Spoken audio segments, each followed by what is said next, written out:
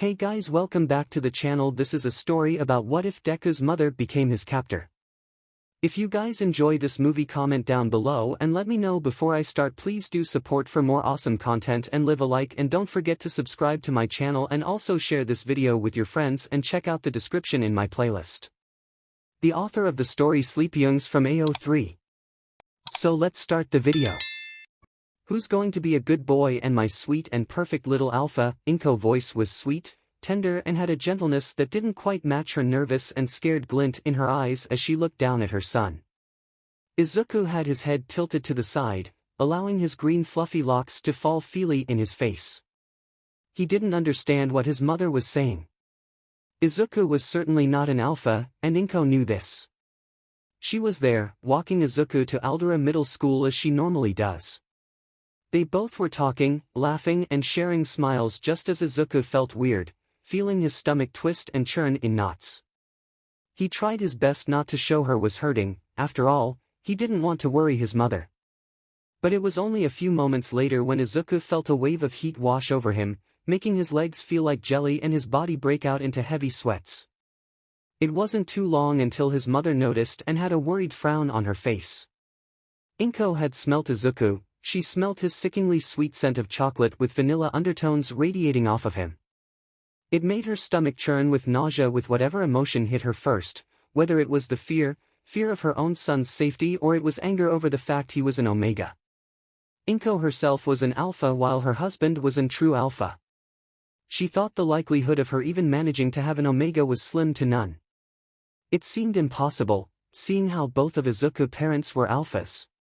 It couldn't have been possible, it wasn't possible. 𝐀𝐻𝐻 felt her teeth grit as she took in a breath.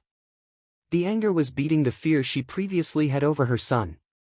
Her son, 𝐬𝐻𝐻𝐻, was giving her a look, a desperate and pleading look to help him. He had both of his arms folded over his torso as he bent over, weakly standing on his own 2 feet. He was in pain, in preheat, and if she remembered correctly in her middle school biology classes, that soon a heat would take place, which would mean his scent would be a distraction for all the poor alphas in their apartment complex. Hisashi would not be pleased to hear the fact their son is an omega too. He's one of the few in the complex, and the ones that are there are merely workers behind the counter or are at the legal age to take suppressants. Which, her 𝐬𝐻𝐻𝐻 is neither. He is far too young to take in heat and scent suppressant, and he definitely was not working, at least not yet. Still too young for that type of adult life stress. Mama, 𝐬𝐻𝐻𝐻 voice was just above a whisper, but 𝐀𝐻𝐻 managed to hear it. All thoughts and feelings were shoved aside for her son. Her wolf was already screaming at her to protect her little boy, which she was already failing to do so. Just him being in weak, lower-class omega made him harder to protect. Her baby was going to be in harm's way. She just knew it. With 𝐬𝐻𝐻𝐻's too trusting and giving nature, she knew some sick alpha was going to take advantage of her son. Mama. Please. Home. I want to go home. 𝐬𝐻𝐻𝐻 was trembling now as tears shined in his eyes but never once came down.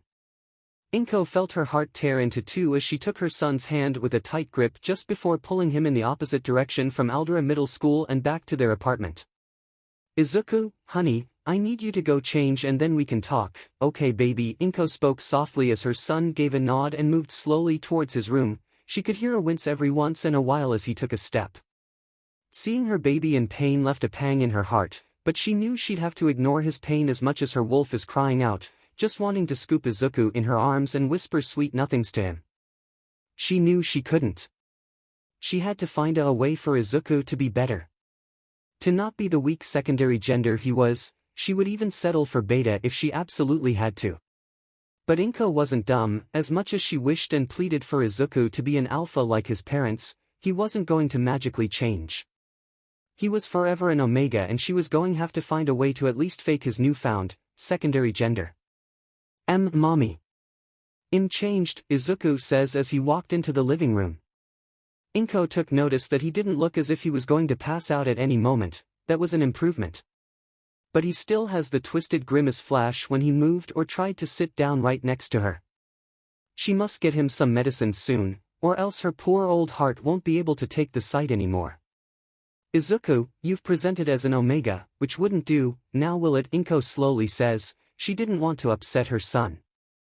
She needed to break the news of her new-founded plan slowly to him. She would have to make sure to talk it over with 𝐬𝐻𝐈 too. She was sure the male would agree with her. After all, it's what's best for the family. Why, you don't like me? How I am? 𝐬𝐡𝐭 gave 𝐀𝐦 a glossy-eyed look as his lips quirked into a thin-lined frown. 𝐀𝐻𝐭 sadly smiles as she placed a hand onto her son's shoulder. 𝐀𝐻𝐭 needed 𝐬𝐡𝐭 to understand, it's for his own good. It's for his protection. 𝐀𝐻𝐭 was only doing this because she loved him so much. She would hate to see her baby get taken advantage of only because he was an omega. It's for your own good, sweetheart. People take advantage of omegas, and you yourself are an omega. So, who's going to be mommy's precious little alpha? 𝐀𝐻𝐭 ran her fingers across 𝐬𝐡𝐭's freckled cheeks, which he had gotten from his father, 𝐬𝐻𝐈. It was one of the few traits that he managed to get from his father, otherwise her son looked exactly like a male child version of herself. It was almost scary to say the least.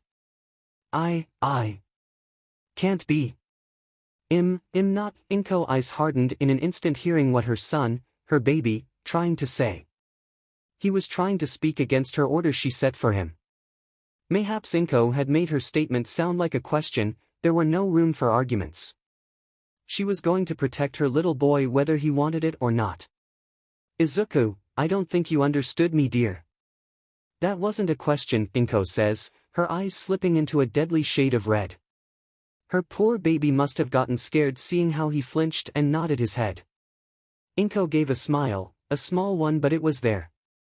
She felt bad for having to scaring her precious baby into SBMSN, but he wasn't quite understanding the situation he put their family in by being an omega. So, who's going to be a good boy and my perfect and sweet little alpha? I will, Mama. 𝐬𝐻𝐈, today 𝐬𝐡𝐭 presented. 𝐀𝐻𝐭 suddenly says to her husband while she poured a warm cup of tea, knowing his temperament. 𝐀𝐻𝐭 knew that 𝐬𝐻𝐈 would surely get upset at the news of 𝐬𝐡𝐭 not being an alpha, or even a simple beta, despite 𝐬𝐻𝐈's need for an alpha child, preferably true alpha like himself. But, he'll take what he can get. My boy's finally growing up. Let me guess, he's an alpha. 𝐬𝐻𝐈's bright grin and question was met with 𝐀𝐻𝐭's frown and silence. He watched as the green-haired woman slid into her chair and sighed to herself. That wasn't how 𝐬𝐻𝐈 was expecting 𝐀𝐻𝐭 to react if their son was an alpha. Perhaps he was in beta. That was fine too, a little more disappointing but fine. Betas were still strong and they were workers. His son could be a worker if anything else. It really wasn't too much of a big deal if 𝐬𝐡𝐭 was in beta, and he figured 𝐀𝐻𝐭 knew that too. After all, they had that talk before. Honey, if he's in beta that's fine too. Remember the plan. We put 𝐬𝐡𝐭 to work. The plan if 𝐬𝐡𝐭 was a beta was to start working 𝐬𝐡𝐭 more around the house, preparing him for the world. He would be stripped away from his little comics and silly electronics, only being allowed to be on them for a few hours per day. Of course, eventually, 𝐀𝐻𝐭 and 𝐬𝐻𝐈 planned to completely take out the unnecessary things in his life so the boy could focus on work, and work alone. After all, if he is a beta, he needs to stay true to his secondary gender. 𝐬𝐻𝐈 saw the look in his wife's eyes. It was a look of regret, the look of fear, and even the slight look of anger. He didn't like it one bit. He felt as if he was missing out on something important. Was their son hurt? Did 𝐀𝐻𝐭 do something wrong and 𝐀𝐻𝐭 was just too scared to tell? He just wanted to know before he started to rip out his own DMN hair. 𝐬𝐡𝐭 is an omega, dear, 𝐀𝐻𝐭 quietly whispered within shaky breath. She almost didn't believe her own words if she didn't watch her son go straight into preheat while on the way to school. It all felt like a dream, a very bad dream that she hopes to wake up from. And from the look in 𝐬𝐻𝐈's eyes, he felt the same way. He wasn't angry but he wasn't happy either. His son, an weak and useless omega. It was strong to think that considering that 𝐬𝐻𝐈 was an true alpha and 𝐀𝐻𝐭 was an alpha too. 𝐬𝐻𝐈 didn't even think of a chance of getting an omega son since it seemed impossible. It shouldn't have been possible. But, anything can happen. I see. Knowing you, I'm guessing you thought something out, Hisashi says as his green-haired wife gave a sort of soft and kind smile and nodded her hair, her loose curls bouncing. 𝐴𝐻𝐻 already made a few calls to a couple of close friends she managed to make within the nursing industry. She had to go pull a few strings to get suppressants for her baby that would shift his scent into one that was muskier, like an alpha. His body would go through small changes when taking those suppressants, but it was nothing too serious. It was only taking the omega part of him and changing him to see more like an alpha. Though, the pills were highly experiential and should be used with caution. But 𝐴𝐻𝐻 knows her little baby boy will be fine. 𝐬𝐻 made some pulls within the medical system to get these pills that will in essence, change 𝐬𝐻𝐻 into an alpha. He'll still be an omega, but no one will know unless you look at his medical records, which I had personally changed to alpha. So, no one will know he is an omega, 𝐴𝐻𝐻 explains with an wicked grin. If Hisashi wasn't sure if he didn't love his wife, he DMN sure knew now. The woman was a genius, he didn't even think suppressants could go that far. And the side effects, Hisashi soon asked, knowing if it wasn't something that was supposed to be known to the public eye, that it was surely coming with side effects. Well, there's a few. Let's start with the worst. He can get internal damage from the medicine trying to establish his hormonal levels into one of an alpha. Doing so would mean his body would be destroying itself trying to fight the pill and be both an omega and an alpha. That could lead to death. But if we take him off the pill, he'll be fine. Then there's the fact there's a chance his body could resist it, due to his omega nature or the fact he does have alpha BLD in him. It can cause a reaction and it could either be both good or bad. Other than that, 𝐬𝐻𝐻 will be fine, 𝐴𝐻𝐻 says with a small smile. Despite the huge dangers of the pill, she was willing to risk it. She knew it was a huge chance that it could kill her baby, and she knew that it possibly going to put 𝐬𝐻𝐻 in a lot of pain. But she has to do what she needs to do. For the family, for Hisashi and most importantly, for 𝐬𝐻𝐻. Hisashi knew the dangers and felt slightly hesitant letting his son taking something that would kill him. But if it was for his own good, then he had no other choice. He trusted his wife that she would make the right decision and not hurt 𝐬𝐻𝐻 on purpose. 𝐬𝐻𝐻 being an omega already put him in a lot of dangerous situations that he is far too young to deal with. Hisashi knew this, which is why despite his hesitance and his wolf crying out against the thought to even put 𝐬𝐻𝐻 in pain, he knew what was best. Alright 𝐴𝐻𝐻, do what you have to do. 𝐴𝐻𝐻 gave another wicked grin as she nodded her head. Hisashi took a sip of his now cold tea to hopefully soothe his wolf that was more than upset at him and painfully clawing him. He could only watch as his wife leave from the table and sway her hips as she made her way over to the kitchen's phone, to perhaps make that call about the pills. Hisashi felt his stomach twist at that thought, but he ignored it. He just hoped he made the right choice for 𝐬𝐻𝐻. 𝐬𝐻𝐻 honey, mommy needs you to take this pill. Do you understand? 𝐴𝐻𝐻 says with a sweet, airy, and light tone that didn't match the deadly look in her eyes. Her eyes were glowing the same threatening red, while her usual floral and sweet scent was mixed with an burnt and sour smell that made 𝐬𝐻𝐻 nose twist. She was already upset at the boy, and he didn't do anything. He knew better than not to accept the suspicious, dark blue tiny pill that his mother wanted to give him. After all, she was upset, he didn't need to make things worse. Oh, okay mom, 𝐬𝐻𝐻 whispered as he hesitantly took the pill his mother gave him. Apparently it was dissolvable, so he didn't have to use water to take it. But it left an horrible sour and bitter aftertaste in his mouth when taking it. He hated it, but his mother seemed to like the fact he took some unknown blue medication that she gave him. 𝐴𝐻𝐻 has yet to tell 𝐬𝐻𝐻 what he was taking and what for, but if he would take a guess, it would most likely be an suppressant of some sort. But those are illegal for him to take, not without good reason such as a medical emergency. Which, his mom being disappointed because he is an omega is not an medical emergency. That's an suppressant honey, since you are wondering. And before you ask, I can tell you're curious from the look in your eyes. But that pill does so much more than suppress your heats. It will make you seem so much more alpha like 𝐲𝐻𝐻. Isn't that wonderful? 𝐴𝐻𝐻 voice was leaking with an eerie cheerfulness. It almost made 𝐬𝐻𝐻 bolt out the room seeing the crazed look in his mother's eye. She was becoming obsessed with him being an alpha, which he could not be one. Even if she somehow got some illegal pill that wasn't even selling on the markets. He was an Omega by DNA, but he knew if he tired telling 𝐀𝐦 that, she would be further upset. Yeah. I guess so, Mom. 𝐬𝐻𝐸 𝐍𝐴 was coming off distressed seeing how his mother's eyes flashed red as his smile fell into a scowl. 𝐀𝐦 had even growled at her son, she growled at 𝐬𝐻𝐸, he couldn't believe it. He found himself backing away from the woman who was much more bigger than him, who clearly had 𝐷𝐴𝐬 over him. His wolf was crying, curling on the inside wanting to do whatever possible to calm down his mother. He didn't know what he did wrong, but must have made things worse with his chocolate scent flaring in distress. 𝐬𝐻𝐸 was scared, he never saw this side of his mother.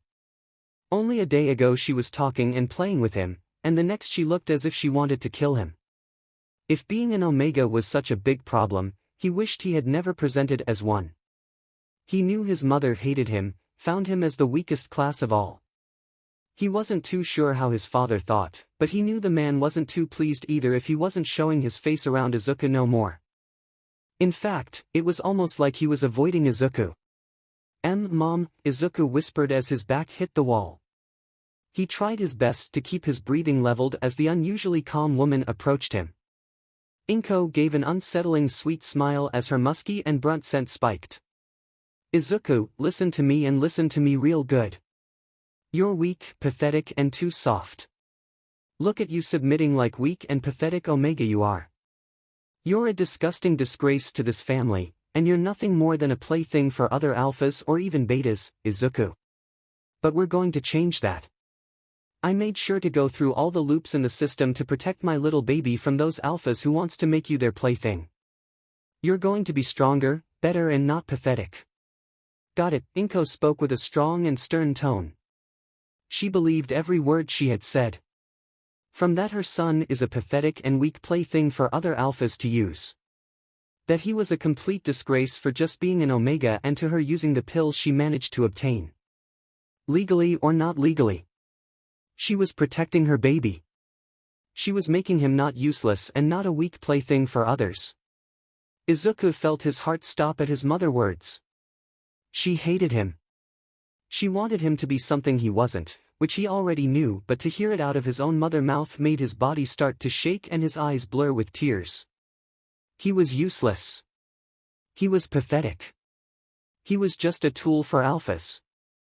He wasn't going to be loved. He was eventually be killed off like other Omegas since no one likes a weak and useless nobody. 𝐬𝐻𝐸 let out a soft, quiet whimper at that thought. If his mother truly thought all of those things, it must be true.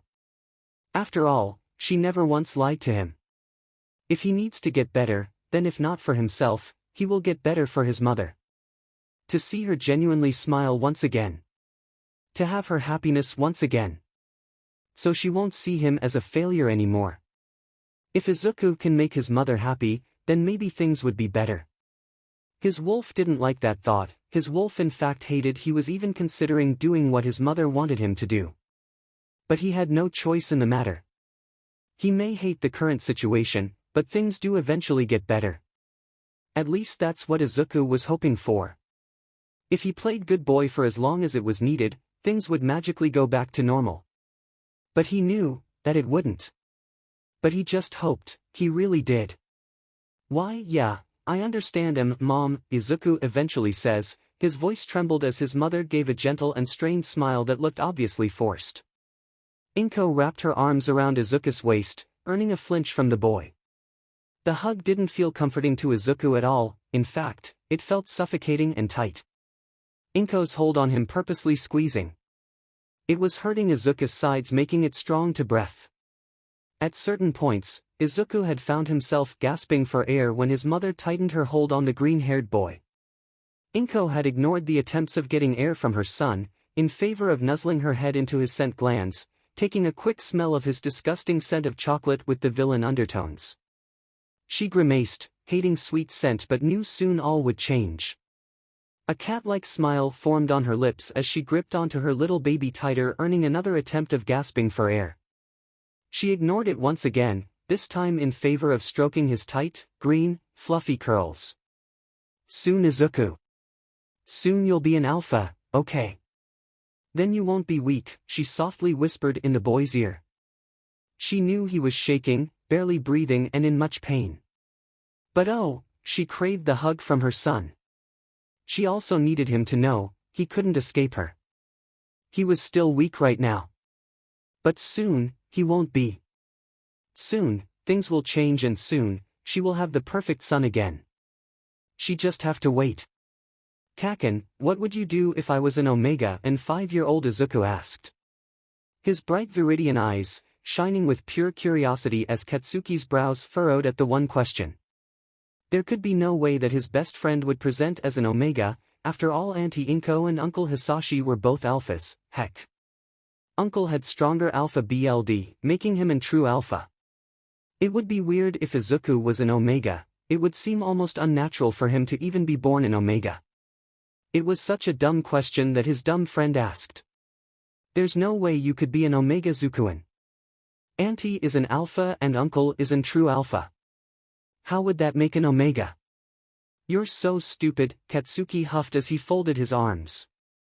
𝐬𝐡𝐚 had merely ignored his best friend's empty insult and hummed. Yes, the green-haired boy knew his parents were both alphas, it would be a slim chance to none if he present as an Omega, but it didn't stop the thoughts from buzzing away in 𝐬𝐡𝐚's head. He knew in just a few years, he'll know his secondary gender. He'll know what role he'll supposed to be playing, which all in all, a 5-year-old should not care about such things. But 𝐬𝐡𝐚 did. He always wondered what it would be like anything but an alpha. He grew up around them, knew how scary they could be. He knew for a fact he would not make a good alpha seeing how he was too soft, too gentle, and not as possessive as an alpha. But 𝐬𝐡𝐚 was fine with that, if he was an Omega or an beta he could live with that. After all, your secondary gender shouldn't define who you are. At least, that's what the 5-year-old boy thinks. Ah, I know 𝐀𝐦. I think I just want to be something that's not an alpha, 𝐬𝐡𝐚 was at a soft whisper by the time he had managed to finish his sentence. Sharing that he didn't want to be an alpha felt personal, even if he was telling it to a person who he trusted his life with. Ha! You, coming from an 𝐷𝐷 alpha family. You don't want to be an alpha. 𝐍𝐭, you're freaking crazy. You've finally lost your mind, Katsuki gaped with a loud gasp hearing the news. The raging blonde was more shocked than he was upset. It was 𝐬𝐡𝐚's decisions, and he would respect him on it, but the part of him that was upset was confused on why 𝐬𝐡𝐚 didn't want to be an alpha. Most people would jump at the opportunity to be one, anything to be respected in the world they live in now. 𝐬𝐡𝐚 gave a sheepish shrug and he tried to laugh it off. He was glad that Katsuki took what the greenhead said with ease, but a part of him was still nervous. I see myself as a Omega. Or maybe beta. My mom and dad act different from me, and 𝐬𝐡𝐚 was mumbling now, and Katsuki, the poor boy, was too lost to tell the idiot to shut up. He didn't care what 𝐬𝐡𝐚 felt like or wanted to be, as long as his green-haired best friend was happy. And if he has to somehow fight 𝐬𝐡𝐚's DNA, he will. And yeah, it's a dumb thought. I'm so stupid for wanting T to be an, for the love of God 𝐬𝐡𝐚, shut the F up. If you don't want to be an alpha, so F what? You're still gone to kick, but, Katsuki proudly says with an huff as he puffed out his little chest. 𝐬𝐡𝐚 laughed at his best friend, despite on how Katsuki worded what he said, it still felt comforting and genuine to 𝐬𝐡𝐚. That in itself made the green-haired boy body flush as his tummy had tingling feelings. 𝐀𝐦, if I'm gonna be an Omega and you're gonna be alpha, does that mean we can be together forever? 𝐬𝐡𝐚 asked innocently. He tilted his head to the side, allowing the fluffy green hair of his to bring out the big green eyes of his. Katsuki scoffed with an reddened face, but he had a smile twitching away at the corner of his lips. Yeah, 𝐍𝐭. I'll protect you and you'll be a great mate, the blonde boy says with a wide grin that managed to break out on his face. He meant his words, saying he'd protect 𝐬𝐡𝐚 with his life. 𝐀𝐦, you're cursing, 𝐬𝐡𝐚 giggled, knowing that Auntie Mitsuki has been trying to tone down her son cursing and hers too. Which was both failing badly. Katsuki took after his mother in not only in appearance but in attitude too. it was almost scary how much those two acted alike. Katsuki rolled his eyes and gave a hit on Izuku's shoulders that was gentle and playful. I can say whatever the F I wanna say. It's my own DMN mouth, Katsuki huffed with an cute pout. Izuku gave another giggle, reciting the urge to coo at his not really angry best friend. Izuku couldn't help but to tease the blonde boy. He was too cute when he pouts, especially when his cheeks get all puffy, his lips curled down and his big red eyes grow puppy-like. The look was some sort of lethal weapon and Izuku loved it. MMH Auntie Tsuki would say otherwise. You monster! Izuku gave an heartfelt laugh and a blinding smile at his best friend's deeper pout. Annoyed Kaken was the best Kaken, Izuku had mused. He had knew the blonde-haired boy wasn't truly upset at him. In fact, he had a smile just itching away in the corners of his lips, just waiting for the perfect moment to show. But, with Katsuki's stubbornness and pride, he also wasn't going to show he was genuinely happy. But, Izuku was just fine with that. As long as he had his Kaken, he'd be fine.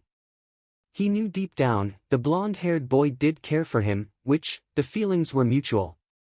While Katsuki would go hell and back for Izuku, Izuku would do the same. They both, mutually, have each other's back. And they both, even if not said out loud, promised to take care of each other. Mom. When? When can I leave the house again for school? And when will I see Kaken? It's been a week and I haven't been anywhere besides in my room and only allowed to leave unless it's important, Izuku asked with some hesitance in his voice as he placed the glass on his hand down onto the table, to get a better look and focus on his mother. She too, had stopped eating to focus on her son. Inko's look was one of surprise, not expecting Izuku to ask her something like that. But the green-haired woman couldn't blame him. After all, he has been cooped up in the little old apartment and trapped in his room until further notice. But Inko had her reasons, and she couldn't cave into her son's not yet. Well dear, it's most likely going to be a month and a half at most, before you are even able to leave your room without permission. And to leave the house on your own. Oh gosh, that would be at least 2 months. But even then, I'm not sure sweetie, Inko soon had replied back to her son. She watched how his face deflated into a grim and sullen look. His usual sweet chocolatey and vanilla-y scent was soon tainted with one of a more smokiness and bitterness to it. Izuku was clearly sad and upset with the news, which made Inko's gut twist and churn with guilt. Even if the guilt only lasted for a few seconds, her wolf was howling and crying with regret and to just let her son be happy. But Inko couldn't just do that. Everything she was doing was for her baby boy's own good. And Dad? Where is Dad? He left a week ago. I never see him anymore. Does Dad hate me? Izuku asked with teary eyes. He wasn't sure if he wanted his question answered, but he knew he had know where his father is since the man had suddenly walked out his life. Izuku knew his parents were on good terms and haven't left each other, seeing how his mother would spend endless hours on the phone talking to Hisashi and would only hang up if Izuku desperately needed her. Oh Aizu, honey, your dad doesn't hate you. In fact, he cares about you a lot. He just started working late, okay. He said he'd rather take the late night shifts and work all night and through the morning too, Inko says in a gentle tone. At some point the elder green-haired woman had made it over to Izuku's right side, placing a hand onto his shoulder that didn't feel comforting at all. Her grasp was too tight, Izuku could feel her nails digging through his shirt, as if it was tearing through. It seemed like any type of physical contact with his mother was only pain anymore. Nothing brought the warm, comforting feeling like he had before. Izuku missed the warm hugs he used to get rather the tight, squeezing, nearly suffocating ones that he gets now. He missed his mother gentle on top of his head while she carefully ran her fingers through his fluffy green locks of hair, whispering sweet cheers. Izuku wanted things to go back to normal how they used to be, before he had presented as an Omega. Izuku didn't even notice he was crying until his mother wiped away the warm tears falling down his cheeks. Inko had a smile on her face. It felt foreign to the green-haired boy, the smile itself wasn't something that brought a safe feeling. It only made Izuku feel worse. The smile was fake, stained and twitching away, just waiting to fall back into her neutral expression. 𝐻𝐡𝐚𝐭 felt like a bother. He felt as if parenting him was starting to become a regret. His mother showed no clear signs that she loved him anymore. She was only obsessed with him being an alpha and taking the unknown pill that will supposedly convert him into one. 𝐻𝐡𝐭 still didn't believe that. It was impossible for that to happen. He was an omega by birth and no dumb pill could change that. 𝐻𝐸, dear, how about you go to bed? It's late. Oh, and don't forget to take your pill either, that's very important, 𝐴𝐻𝐬 said in a light and airy tone despite the underlying sharpness it had to it. It was clear, 𝐴𝐻𝐬's mood was turning sour fast.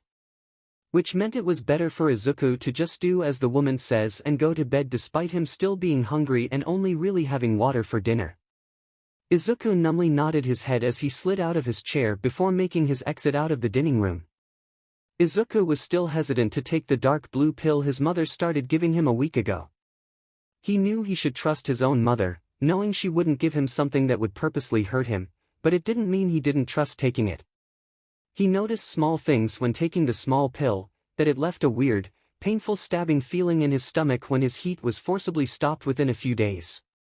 𝐻𝐡𝐭 also noticed he broke out in a fever for a couple of days, which, his mother had promptly ignored in favor of him not having heats anymore and being more alpha-like. 𝐻𝐡𝐭 hated the pill a lot. It was painful to take, it often left him cramped up and in tears a few minutes after taking it. And just a few days ago, 𝐻𝐡𝐭 started getting nauseated feeling when taking the dark blue pill. He brought it up with 𝐴𝐻𝐭, but she ignored him and told him to walk it off and he'll be fine. Which, he was certainly not fine. A few hours later 𝐻𝐡𝐭 broke out in a high fever with stomach pains that brought the green-haired boy in tears. His mother did give him pain medicine for it, but she looked upset to do so, as if 𝐻𝐡𝐭 was bothering her. Overall, 𝐻𝐡𝐭 despised the small dark blue pill. He's only been taking it for a week or so, yet he feels miserable doing so. Not to mention he isn't allowed to leave his own room and have to suffer the pain alone with not a single person to even offer to help the green-haired boy. His own mother doesn't care. And his father isn't around to help 𝐻𝐡𝐭 and he can't ask for Auntie Mitsuki, Uncle Masaru or 𝐾𝐻𝐭 for help since it was too early, and too dangerous to leave.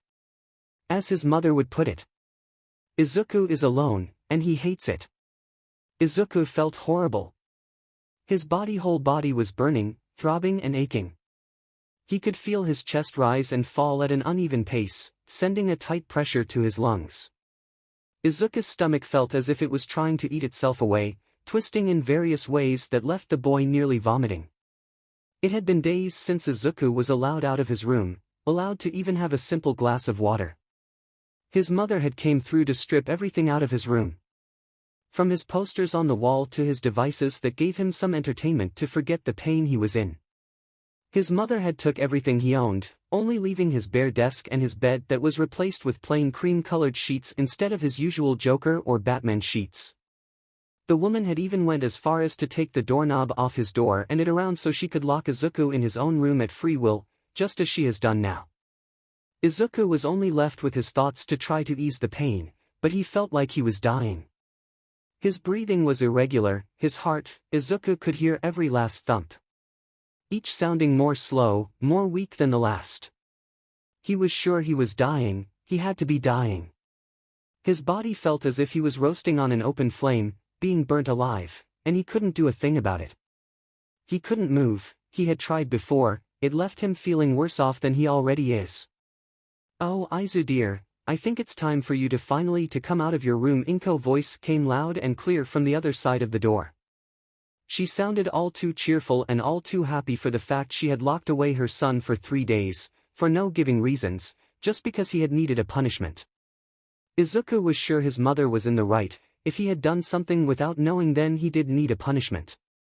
But, he still felt as if he was justified to know what he had did. Not just get locked away for no reason. With a click of the doorknob lock, his mother twisted open the door.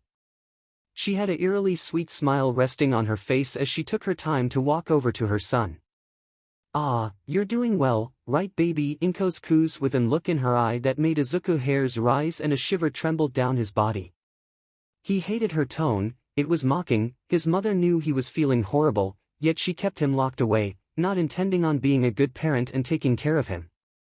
He wasn't surprised anymore. He shouldn't be surprised anymore. 𝐻𝐻𝐸 has progressively been getting worse, and he saw it coming. But 𝐻𝐻𝐸 deserved it. He was an omega after all. He was the weakest part of the secondary genders. He was only meant to be used and to bring pleasure to others. Everyone expected him to walk around with his tail tucked between his legs, to not fight back and let the alphas or even betas handle it. Whenever there is the tiniest bit of trouble. Everyone who been around him already suspected 𝐻𝐻𝐸 to be an omega, and 𝐻𝐻𝐸 himself knew he was going to be one. He was fine with it, but, seeing the problems his secondary gender was causing, the problems he was causing, it made him even regret thinking about wanting to be something weak and useless as him. He was already weak enough, he just made things worse for himself and his family. 𝐻𝐻𝐸 doesn't blame his mother for hating him, nor does he blame his father for not being around anymore. He's a disappointment, he knows this. 𝐻𝐻𝐸 knows that his mother wants him dead or gone. Why else would she not take care of him and not allow him to take care of himself? Why else would she put him on medication that was tearing his body apart and does nothing about it? She doesn't care no more. No one does. If no one cares about 𝐻𝐻𝐸, then he shouldn't care about himself. 𝐻𝐻𝐸, be a dear and go get yourself cleaned up. Mama's gonna go make us some dinner, 𝐻𝐻𝐸 says with an ruffle of 𝐻𝐻𝐸's fluffy green hair. 𝐻𝐻𝐸 didn't move until he knew his mother was out of earshot, which then, he felt comfortable enough to at least attempt to get up from his spot. It took a few tries before he tore his body away from his bed that gave him mild support, easing away the sharp pains he was feeling. Now, as he walked, or stumbled, into the bathroom, he could feel all the burning throbs in his bones, aching away as he tried to move. 𝐻𝐻𝐸 took in a shaking breath as he stumbled into the bathroom, nearly falling but caught the sink for support. He was okay, everything was okay. He just needed to take a few seconds to catch his breath, then he could hop in the shower, which will ease his hurting body some. And maybe tonight his mother would finally let him eat, or at the very least have something to drink. 𝐻𝐻𝐸's throat feels dry, scratchy and sore from the lack of water he's had from the last few days. If he even attempted to talk, he was sure it would come out as a pitiful rasp. But that was fine, 𝐻𝐻𝐸 would be fine. He was sure of it. He knew his mother wouldn't strafe him or deprive him from the things he need to survive for too much longer. Despite her actions, she was just doing what was best for him. Or, at least that's how she would phrase anything she would do that seemed out of the ordinary. But, 𝐻𝐻𝐸 didn't mind or cared anymore as long as whatever his mother is doing to him is making her happy and hates him slightly less. If he just listens to her every word, despite not wanting to do it or knows it wrong, he doesn't care, he'll do it. Just to gain his mother's love again and possibly get back his father in his life. 𝐻𝐻𝐸 would do anything for the life he used to have before he presented. Ah! 𝐻𝐻𝐸 dear. Sit baby, I'll grab your dinner and you can go straight to bed. I'm sure you're very tired, right? 𝐻𝐻𝐸 says with a smile and a tone that left no room for the green-haired boy to argue. He was exhausted, he was in so much pain that he wanted to pass out and never wake up in the hellish dream he was forced to live in. But 𝐻𝐻𝐸 also was tired of seeing his bare walls with hearing the creaks and of his room. He was tired of counting every second of the day just waiting for the moment until he was free. Which, he was free now. He didn't want to sleep, he knew he couldn't sleep. His body already felt like lead that was slowly being sharpened away on the edges. He could feel his stomach growl and twist away, leaving behind a strong nauseated feeling. 𝐻𝐻𝐸 knew he wasn't hungry, he wouldn't be able to eat if he tried. His body would most likely reject whatever substance he attempted to eat. Oh dear, it looks like my baby boy's a little hungry. Here, eat. 𝐻𝐻𝐸 had some form of concern in her eyes as she slid a plate in front of 𝐻𝐻𝐸. It was almost a joke. She had gave him a sloppily half-done grilled cheese with a side bowl of strawberries, which he was allergic to. While his mother made herself curry, most likely the spicy one, 𝐻𝐻𝐸 had always had a taste for overly spicy food. 𝐻𝐻𝐸 frowned down at his plate, which he didn't mean to do. He didn't want to come across as ungrateful, but it was the fact his mother went out of her way to feed him after not feeding him for 3 days. He shouldn't be surprised, and he isn't surprised, but he is upset. He really didn't think his mother would show she cared so little about him this much. He thought she would still love him a little bit. She had to, she was his mother after all. But 𝐬𝐻𝐭 couldn't ignore the loud thoughts in his mind screaming that his mother really did hate him. Is something wrong with your food? 𝐬𝐻𝐭 𝐬𝐿 asked with the sickeningly forced innocence in her voice as 𝐬𝐻𝐭 gave a concerned look to her son. 𝐬𝐻𝐭, though, he could tell the dangerous and calculating glare in her eye, just waiting for him to slip up so she could get rid of him once again. No, everything is fine, Mom, 𝐬𝐻𝐭 says with a sigh as he picked around on his plate. 𝐬𝐻𝐭 gave a smile and a hum in appreciation. 𝐬𝐻𝐭 watched as her little baby forced himself to slowly eat while he covered his mouth every few seconds as if he was going to vomit at any minute. 𝐬𝐻𝐭 knew she shouldn't force him to eat if 𝐬𝐻𝐭 didn't want, but he needed to. He was going to get sick of malnutrition, and she didn't need people on her case from so-called neglecting her baby, which she is not. She just had to lock him away for a few days. His putrid scent was starting to upset the elder woman in more ways than one, and she didn't want to hit her son. She never would want to hurt him, so she had took the best option of getting rid of him for a few short days. Which had worked. 𝐬𝐻𝐭 could tell 𝐬𝐻𝐭's scent wasn't as loud before, it wasn't as sweet-smelling. If she focused on the smell long enough, 𝐬𝐻𝐭 swore she had smelt a roasted almond smell mixed in within the sweet chocolatey and vanilla undertones. It was refreshing to smell a whole new scent, and it was one that brought the elder green-haired woman comfort. It reminded her of sitting down by a campfire while roasting marshmallows. 𝐀𝐦, your scent is changing. Isn't that wonderful, honey? 𝐬𝐻𝐭 asked with a wider smile as 𝐬𝐻𝐭 gave a shrug and a weaker, much smaller smile compared to hers. 𝐬𝐻𝐭 frowned. She did not like the lack of response from her son. It was disrespectful for him to ignore her, especially when she was showing some excitement towards him being finally perfect rather than a weak omega. I guess so, Mom. It's just, this pill is hurting me. 𝐬𝐻𝐭 decided to speak up, seeing his mother's smile promptly fall into a disapproving frown. He didn't want to upset the woman more than she probably already was with his mere presence, and he already knew he was bringing up a topic she would constantly dismiss. But the pain was starting to get worse rather than better. 𝐬𝐻𝐭 really needed his mother to do something other than shrug it off and say he'll live or he'll be fine if 𝐵 walked it off. You will be fine, 𝐬𝐻𝐭, the pill is doing what it's supposed to do, 𝐬𝐻𝐭 says with loud and exasperated sigh as she resisted the strong urge to roll her eyes. 𝐬𝐻𝐭 had came to her on various different occasions where the medicine being too painful to be on. She would ignored his complaints. She knew he'd be fine once he finished the turn into an alpha. He just needed to toughen through it. But Mom, never mind, it's just dumb. 𝐬𝐻𝐭 lowered his head to try and get out of his mother blazing red gaze. 𝐬𝐻𝐭 was angry. 𝐬𝐻𝐭 could tell that much by her overwhelming ash and burning scent mixing in with her floral scent. 𝐬𝐻𝐭 figured that if his mother was so hung tight about him still being on the pill he tells her that hurts him on the daily, the pill that feels as if his inner organs are shifting in a way that they are not supposed to be shifting, then he should be on it. His mother knows best. After all, if she thinks it's better for him to be an alpha, there must be a logical reason for it rather than her hating him. Good. You know better to question me, boy. 𝐬𝐻𝐭 cringed at her tone and the usage of the new nickname boy. She had so much venom and bitterness rather than her once sweet, gentle tone that made 𝐬𝐻𝐭 question if it was fake or not. 𝐬𝐻�'s eyes were glowing a deadly red, while her gaze was piercing and unwavering as she stared down at 𝐬𝐻𝐭, who shrunk further down into his seat.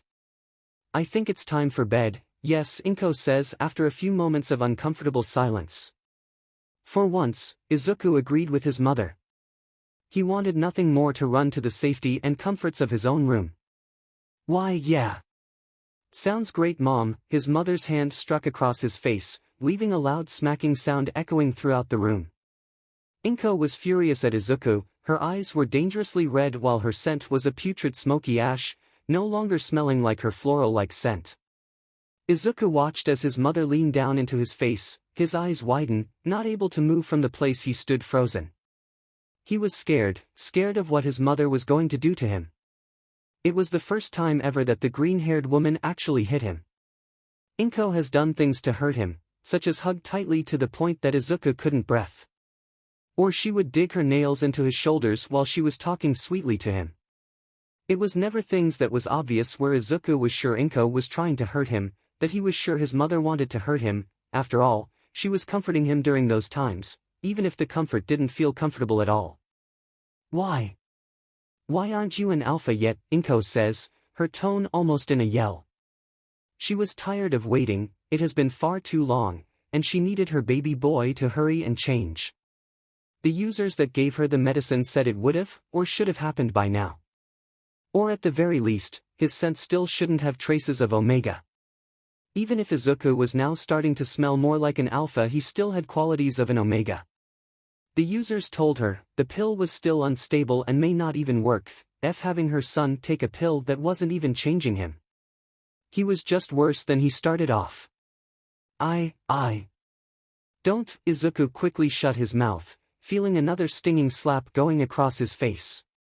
He could feel his mother's sharp nails claw against his cheek when she struck him once again. She was attempting to leave scars on him now. Blood was dripping down his cheek, tickling and mixing in with his own tears. It stung more when his salty tears went over the cuts his mother left, but 𝐬𝐡𝐭 did his best not to wince or cry even more than he was. You're weak boy, I can't believe you can't do one thing and be an alpha. I bet you just get a kick out of making me suffer, huh? Don't you? I bet you like watching this family come apart. Well, you know what, 𝐬𝐡𝐭? F you. I wish you weren't my pathetic but son, 𝐴𝐻𝐿 growled as she curled her fist tightly into a ball. Her hands were shaking, her eyes filled with angry tears just waiting to fall. 𝐴𝐻𝐿 was dangerously close to hitting her son again, but she didn't have the energy, she didn't have the strength to even deal with the boy anymore. She just wanted him out of her sight, out of the DMN house so she could be in peace. Get the F out of my house, 𝐴𝐻𝐿 deeply growled from her chest. 𝐬𝐡𝐭 didn't wait to hear what his mother had to say next, he dashed to his room and quietly shut the door to not give 𝐴𝐻𝐿 another reason to be upset. 𝐬𝐡𝐭 has been waiting months upon months to leave the house. 𝐬𝐡𝐭 was drained, mentally, physically and emotionally from his mother's treatment. She would lock him away for weeks at a time and only give him small amounts of food so he wouldn't die, that is, if she wouldn't forget that 𝐬𝐡𝐭 was in his room, closet or whatever dark and tight space she would force him in. 𝐬𝐡𝐭 didn't know where he was going to go, he didn't have a plan. He just only had his small torn-up book bag stuffed with his clothes that would last him at best a short week on the street. Before he would start to get desperate. 𝐬𝐡𝐭 knew he couldn't go to Katsuki, even if he wanted to, which he desperately did, but if he went crawling to his best friend, the blonde male would be at him for not being around for so long. 𝐬𝐡𝐭 noticed how Katsuki has tried to call and text him before his mother had took his phone away. 𝐬𝐡𝐭 had ignored him. Not because he wanted to, he had to, or else his mother would be even more upset at him. Katsuki had even gotten worried and came to his house multiple times until his mother outright told the blonde to stay away, that 𝐬𝐡𝐭 was the one that didn't want to see him. After that, the blonde-haired boy came over a couple more times before he finally had given up. 𝐬𝐡𝐭 felt horrible about the whole thing, he didn't want to ruin the one friendship he has with the one person that actually still cares about him and would most likely never care about him being an omega. After all, they had made a childish promise to be mates. Whether or not they actually become mates is a different story, but Katsuki was the only who cared enough to tell him it was okay to want to be an omega. And now the blonde boy was out of his life. Mom, I'm leaving, 𝐬𝐡𝐭 says in a low whisper, not wanting to trigger a bad reaction from his mother. 𝐴𝐻𝐿 had rolled her eyes at him, seemingly calmed down whilst her scent had a less smoky ash smell to it. 𝐬𝐡𝐭 took the chance to leave while the green-haired woman wasn't beyond furious at him anymore. 𝐬𝐡𝐭 had no clue where to go, he had no clue what to do anymore. He knew he couldn't forever wander the streets and hope his mother would want him to come back. The street would get too dangerous for a small boy like him. 𝐬𝐡𝐭 would need somewhere to sleep, he would need food, and he would need to get able to protect himself. The green-haired freckled-faced boy was only 14, he knew that he would not be able to live long on the streets before he started to get desperate. And he knew it would be a long time before his mother would calm down and allow him to come back home. He just have to hope his mother's little punishment isn't too long, or else 𝐬𝐡𝐚𝐭 might not survive on the streets for too long. The horrid small dark navy blue pill that 𝐬𝐡𝐭 took for months and months until his mother kicked him out the house for God knows how long, 𝐬𝐡𝐭, he had stopped taking. It wasn't a good excuse to stop taking the weird medicine, but it was an excuse for him. He has no reason to take it beside his mother looming over his back, just waiting for a reason to yell at him for not taking the medication. The pill itself hurt to take, leaving his stomach in shambles trying to twist his organs into one of an alpha. It was impossible, but that's not something 𝐀𝐦 wanted to hear. She wanted the success and 𝐬𝐡𝐭 was failing her, like he always do. He was just weak and useless, he couldn't do the one thing that made her happy, that would make his family whole once again.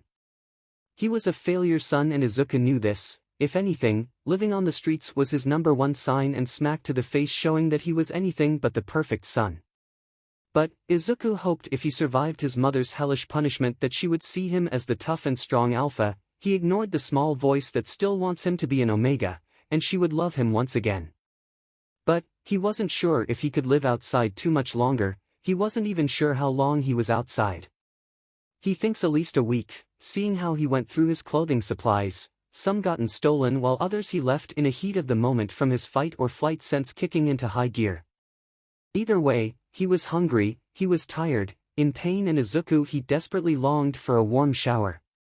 𝐬𝐡𝐭 didn't think to steal from his own mother if he was going to be living on his own for a long, short time, but he was starting to regret it. 𝐬𝐡𝐭 needs money for food, and if he wants money he would either have to find change idly laying around or, what he hopes it doesn't come to, steal from someone else. Though, if he is really hungry he could always pick around in trash again, he could get lucky and someone won't find him in their dumpster and kick him out of it.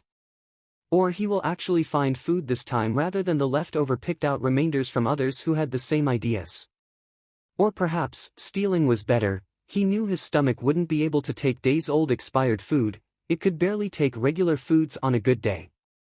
𝐬𝐡𝐭's stomach's twist, feeling as if it was sinking in itself and eating away from the inside. The green-haired boy in pain as he curled up against a gross and slimy alley wall that he vaguely remembers walking to or even leaning against.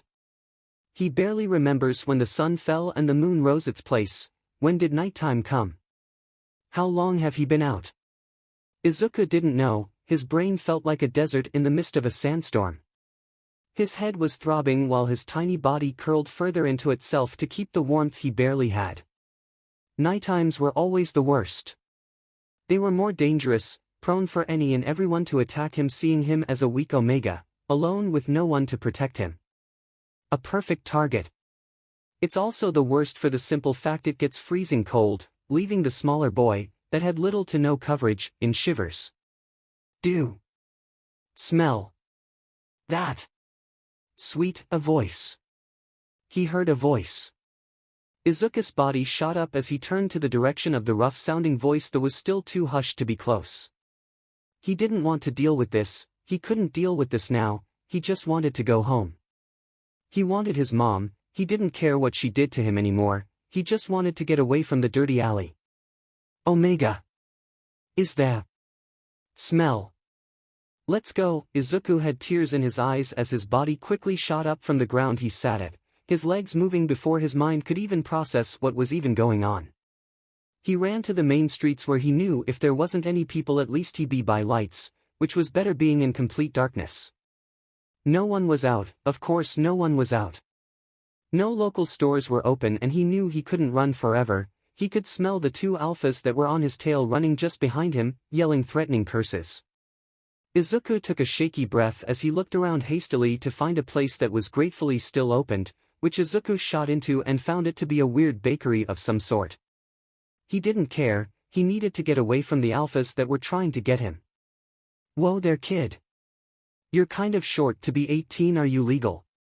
A woman with long flowy black hair and big blue eyes that was filled with slight panic seeing a kid in her bakery. 𝐬𝐡𝐭 promptly ignored her in favor of seeing where exactly he was, which looked like a mixture of an adult shop with bakery elements to the mix. She had a window and shelves of foods, mostly desserts, that were up for sale while another part of the store were selling less innocent things that hung on the wall. That section was called the R-rated part of the story, with a large tinted glass door for others to know what exactly they were getting into. There was also a huge and quite noticeable sign that said no kids under the age of 18 was allowed in either parts of the store, including the bakery part that didn't allow children without parental guidance. Oh. Yeah. I'm not 18, I ill. Go, Izuku stammered as a bright red blush coated his freckled cheeks. He had turned to leave, but before he could promptly leave, the raven-head woman rested gently her hand on his shoulder, causing him to flinch. She gave a worried frown as she moved her hand from the green-haired boy's shoulder. Kid, no need to leave. Well, besides the obvious reasons to leave, the woman says as she gave a smile that was warm and comforting. Izuku would even go as far to say motherly. He gave a slow nod of his head as the woman ruffled his head and made her way over to the counter and pulled out a sign. Izuku watched her curiously as she placed the sign onto the door and strolled her way back over to the smaller boy with the warm smile still resting onto her face. Well, I closed early, but that's fine. It was a slow business day anyways. Let's focus on you, kid, since you're a mess and distressed, the woman says while taking out a pair of keys and spun the chain around her fingers as Izuku gave her a look of shock and wariness. Okay. Sure, so kiddo, tell me why you ran into an adult shop at 2 in the morning when you should definitely be at home and in bed. The woman, now known as Nemuri, asked. Izuku had learned her name when she brought him to her small yet cozy house that was above the shop. She wanted the green-haired boy to be comfortable enough to talk with her. She knew talking to a stranger you just met wasn't always pleasant, but Nemuri genuinely wanted to help Izuku. Izuku looked down at the ground with a shrug. He pulled his knees close to his chest as he curled into the corner of the couch. His mind was screaming loudly at him to lie. He didn't need to and want to cause more trouble than he already has. He knew if he even say his mother left him on his own, the kind blue-eyed woman wouldn't hesitate to call the police and they would snatch him away from his mother. He couldn't let that happen. Went out for air. Or snuck out, I guess. I couldn't sleep so. Why yeah. Izuku mentally had kicked himself for how pathetic the lie had sounded.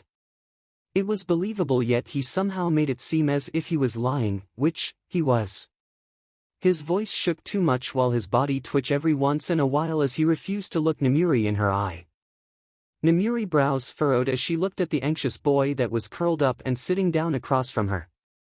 Sure, she's snuck out a few times when she was a child and she came back just fine, happier in fact.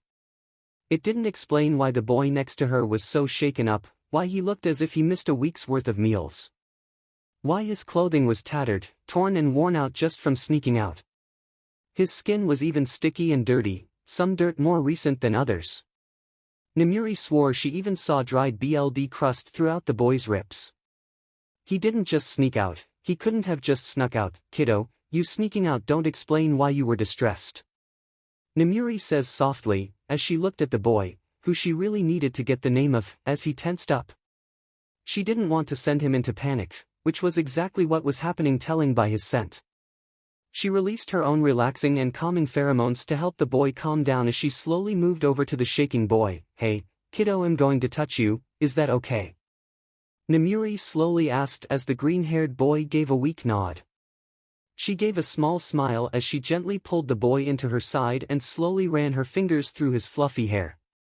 She let the green-haired boy cry into her shirt while he clutched tightly onto her as if he were to let go. She wouldn't be there anymore. Nemuri isn't sure what happened to the poor boy, and she isn't sure if she even wants to know. But she does know that whoever hurt the poor green-haired boy, she would go out and find them and kill them. She may not know him, and sure, once he get done crying on her he would feel exhausted and want to go to sleep or go home.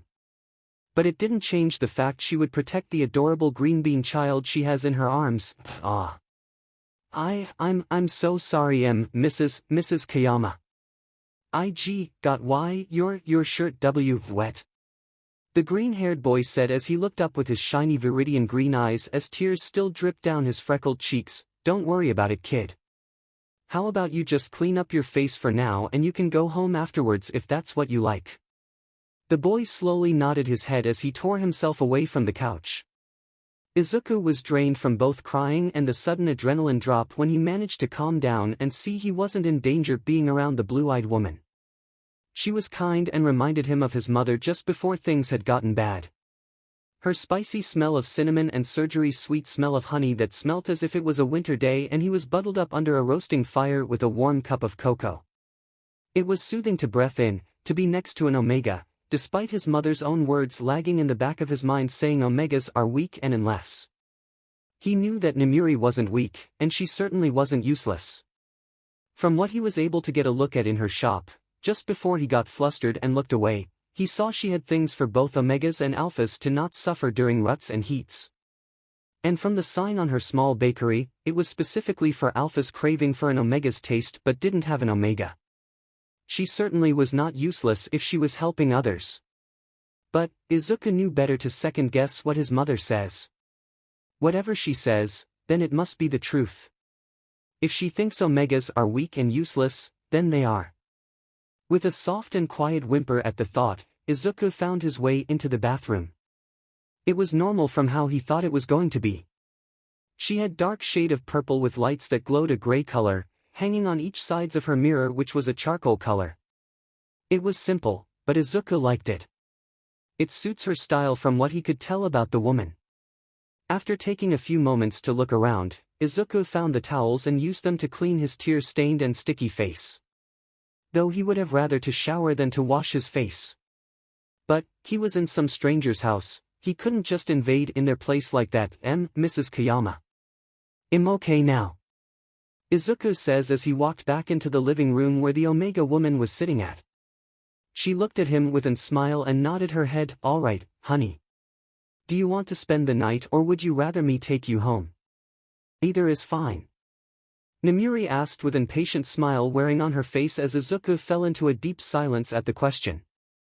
A part of him wanted to stay, knowing if he shown up at home it wouldn't be good. He knew his mother would be upset about him waking her up, and him being back. He knew she wouldn't be happy to see him and he wanted to feel safe, even if it was for a couple of hours. Then, maybe, he could be ready to deal with the punishment his mother throw at him. Can I stay the night? Nemuri's eyes lit up with surprise as she wasn't expecting the boy to ask to stay but she soon nodded her head and ruffled his hair. Her lips curled into a bright and comforting smile, as she nodded her head. Yes, of course kiddo, let's go to bed. Morning came and Izuku absolutely dreaded it in more ways than one. He couldn't sleep well on the spare bed in an extra room that Nemuri had let him rest until he was ready to wake up. His whole body was aching down to the bones, he could feel his fingers and toes twitch subconsciously while his heart raced and thumped roughly against his chest. His breathing at times felt forced and ragged as if he was underwater and he was choking and drowning. Izuku could taste the bitter metallic taste the most during those harsh times. Izuku staggered out of bed, just barely making it onto his own 2 feet. His chest was too heavy and tight. He was struggling to breathe, his vision was too blurred while his whole body was too shaky to even properly walk, let alone stand. Izuku covered his mouth just as a dry and wheezing cough escaped past his throat. It was painful, too painful. He wanted to cry but he didn't want to awake the lady in the next room. Taking in a sharp and shaky deep breath, Izuku found his way out of the room. He was able to stumble into the bathroom and turn on the light without too much trouble. Izuku needed to take care of himself so he wouldn't be a huge problem like he already was. He was taking up more space than needed and now he was being a weak, useless and pathetic Omega who can't even handle the backlash of the unknown blue pill. His mother would be even more upset and disappointed in him to see him in such a state and near tears. He's been too weak the whole week, too scared, too soft. He was supposed to be a strong alpha for his mother yet he couldn't do it. He was a failure. A disappointment that deserves any pain that was going to happen to him, even if the DMN pill was going to kill him. If that made his mother happier then, he'd die. Izuku. A soft voice croaked as a knock onto the door came right after it. Izuku's body jolted and he soon regretted it. All of his aches and pains reminded him they were still very much there.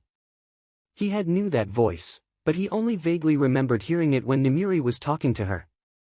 He thinks it was her wife, who was also a kind woman that was on the loud side but kind and made his heart twist and turn with warmth. Mrs. Takayama. I do. Do why, you need to come in. Izuku mentally cursed and slapped himself at how pitiful his voice sounded. It was rough and raspy, and it didn't help that he was stuttering. He was not sounding at all convincing that he was just using the bathroom or he was okay.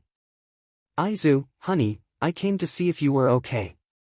You see, I could smell your scent. It was a mix of acidity, rain, and smoke. Are you upset, kiddo?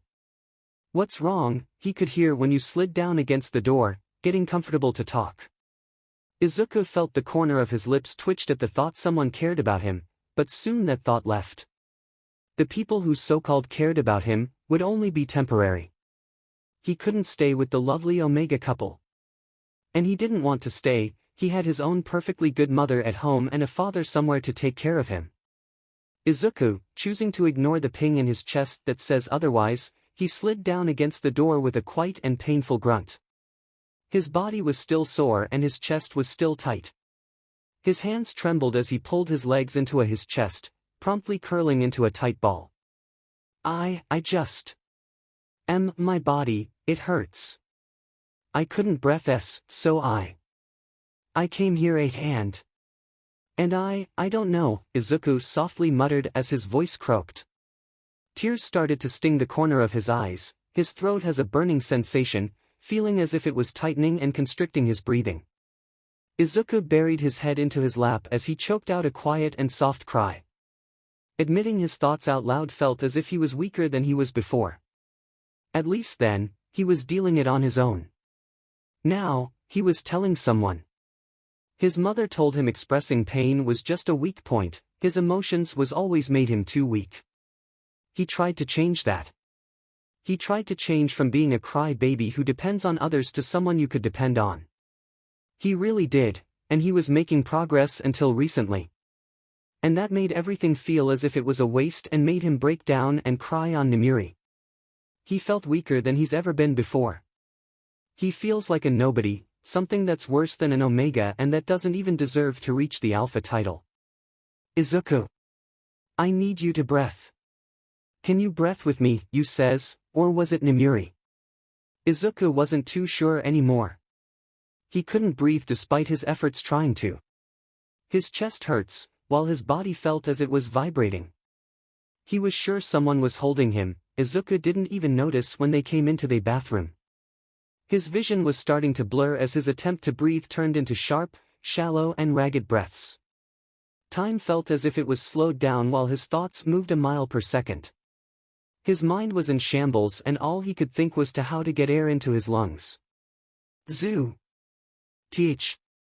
Stay. Voices faded in and out as his vision started to cloud with small black dots before the small black dots had completely overrode his vision and his body. Izuku could breathe, he could think. He felt light, without any worries about his mother. About who and what he was supposed to be. He didn't care if he was dead. If this was death was like, he'd gladly accept his fate if it meant peace. Izuku's chest felt tight while his mind felt as if everything was dark, no one was around yet he could hear voices of people near him. They were faint, soft murmurs that almost sounded like they were one person split into two, whispering into both of his ears. He didn't know what they were saying, but from the tone of their voices Izuku knew that one of them were upset. Possibly upset at him, it would make sense if they were. Izuku was always a huge problem. Oh. Waking up. Another voice, a male's once if Izuku tried to focus on who he thought it was. Where was he? He wasn't at Namiri's house anymore from what he could tell, his senses were starting to kick back in and he had various different scents invading his noise. Some alpha, some omega and one beta that he smelt up close. Izuku could smell from the others that wasn't even near him, overwhelming sense of other alphas, betas and omegas who were stressed, sad, mad, in pain. It was too much for his head to handle. Izuku, a female called out with a worried and gentle tone. It was Namiri who called for him in the motherly tone that made his heart swell and thump against his chest. Izuku slowly flickered his eyes open to see the blinding light of a hospital room. He quickly shut his eyes once again, feeling his head throb at the white lights that were blinking his vision. He took a few minutes with his eyes closed before he reopened his eyes with them narrowed to try and adjust to the lights. He took a glance around the room to see the people who stood around his bedside sharing worried expressions but were relieved to see he was finally up. Mrs. 𝐀𝐦 his voice came out as a rasp as he looked up at the black-haired woman who looked tried. She gave a soft and worn-out smile as she ruffled Izuku's hair. Izuku gave a weaker smile that trembled to hold itself together. "You blacked out on me, kiddo. My wife and I took you to the hospital and we got in touch with your parents," she says as her eyes darted to the green-haired woman sitting in the corner with a strained smile as her eyes shone how she didn't like Namiri close to her son, or it could be she didn't like the fact Namiri was an Omega and so close to her son. Either way, she didn't like the woman. Inko had bared her teeth through the obviously faked smile while her husband held her hand with a grip as if to hold the woman back from doing something she would regret. Namiri didn't trust nor like Izuku's mother, and his father was on the maybe list on to be trusted. The woman had been looking as if she was ready to claw her eyes out since the time they met each other, yet Namiri was the one to save her son. She should have been a better mother and known that her son was sneaking out, especially if he was prone to bad panic attacks. Izuku obviously didn't look comfortable when he saw his mother. Namiri felt when he froze up under her hand and she didn't like that one bit. To add to her worry, she smelt his faint distressed scent as if he was trying not to set the woman off. Izuku had turned his head and looked up into Namiri's worried icy blue eyes with panic-filled viridian green eyes. Her stomach churned with dread as she took a glance over at the woman who was brooding in the corner. Her smile dropped into a cold and threatening look, just waiting for Namiri to do something. Her husband didn't even look as if cared, he just moved away from the woman and sat in the other chair that was in the corner, scrolling throughout his phone. Namiri looked over at her wife who shared the same mirrored expression. You didn't like the sudden chilled feeling in the room and Namiri didn't blame her for wanting to leave from the shifty look she had on her face that gave her clear discomfort away. It was uncomfortable to sit in silence as Namiri did her best to sit on the edge of the bed to comfort Izuku and not bring him into another panic attack. That should have been his mother job or his father job, not some stranger he knew for a few hours. Izuku shouldn't have felt more comfortable with a stranger rather than his own parents. There was something wrong with that. "Could you stop being so close, my son, Omega?" the green-haired woman spoke in calming tone, yet her eyes were cold and dangerous. Namiri nearly flinched at the fact she called her Omega in the alpha voice. It made her wolf whimper and nearly made her want to give in. But she remembered the scared little boy that was trembling under her touch. "Well, maybe if you be a mother to him instead of me then I wouldn't have to, Alpha," Namiri says with a growl as she huffed and promptly ignored the fuming alpha woman in the corner of the room in favor of Izuku, who looked up at her with mixed emotions in his eyes. He seemed happy that she didn't leave him, but he also seemed upset that he didn't leave him in favor of listening to what an alpha had said. She hoped Izuku knew that he didn't need to listen to every alpha commands, that some alphas are bad alphas that would hurt him if he let them walk all over him. A gentle knock came to the door. There was a tall male beta doctor who made his way into the room. He looked tried and on the stressed side. Namiri didn't blame him, he would probably like to be asleep at 7 in the morning. The brown-haired beta male gave a warm smile as he flipped through papers and strolled over to Izuku's bedside. Namiri took that as the time to move away from the boy and over to her wife. "Hello everyone. I'm Dr. Inoue and I have some news about young Midoriya here. I'd like to start with the lesser of evils if that's alright," the beta says as everyone gave a shared look before a nod of their heads. Inoue deeply sighed as he took a seat into a rolling chair with his legs crossed. "Well, Midoriya is mildly suffering from malnutrition. His body has been starved and he's shown signs of irregular eating patterns." "Mrs. and Mr. Midoriya, do you know anything about this?" Inoue asked as Hisashi's eyes widened as he stared over at his wife. He was just as shocked at the news as everyone else was. He didn't know about his son being starved since for the longest time he wasn't around. "Honey?" Hisashi asked with a whisper. He was almost scared to hear what his wife was going to say. He knew her treatment against his son wasn't the best, yet, he didn't think she would hurt him. "Not like that. I didn't know. I swear.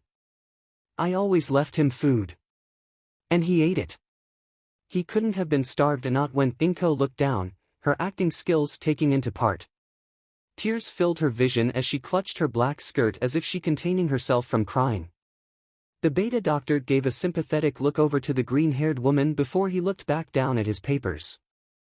I wasn't accusing you both of anything, just stating the obvious. Your son very well could have vomited the food out himself.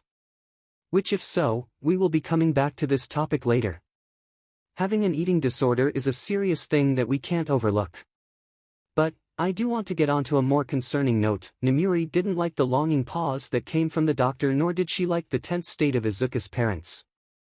Especially the gaze of his mother. Her eyes that once had a calculating look now was nervous and flickering everywhere around the room and landing on sight besides the doctor himself. Midoriya, he has high level of unstable suppressants in his BLD. The room felt as if it was lifeless and still, as if it dropped in temperature. It was silent. The stunned looks on the adults' faces shown that they had no words to say, yet the putrid scents flying around the room said enough for them. It was too much for Izuku. The overwhelming amount of smoke and rain choking him made his head hurt worse. His own mother's scent had the nerve to have a twinge of bitter lemon, showing her regret within the smokiness. His father's scent, it was the one that was the most noticeable to him. It was also the one that smelt too much of regret, too much of anger, and was that a hint of sadness? Izuku couldn't tell. There was too many emotions at once hiding him, and his breathing felt as it was slowly picking up more and more. This wasn't how things were supposed to go. He was supposed to be born in Alpha, be properly trained to take over his father's small but it was well known company that hopefully rise in his care. He shouldn't have had those fantasy of being an Omega, to be some weak and pathetic housemate and take care of his own pup that would hopefully be with 𝐾𝐦. He didn't need that life. It was a childish dream that he jinked himself with. Kid every one. Now. Voices was starting to fade in and out. Izuku didn't understand what was happening, why it was happening. All he knew, a sudden feeling of tightness overtook his chest while his body felt as if it was moving violently on his own.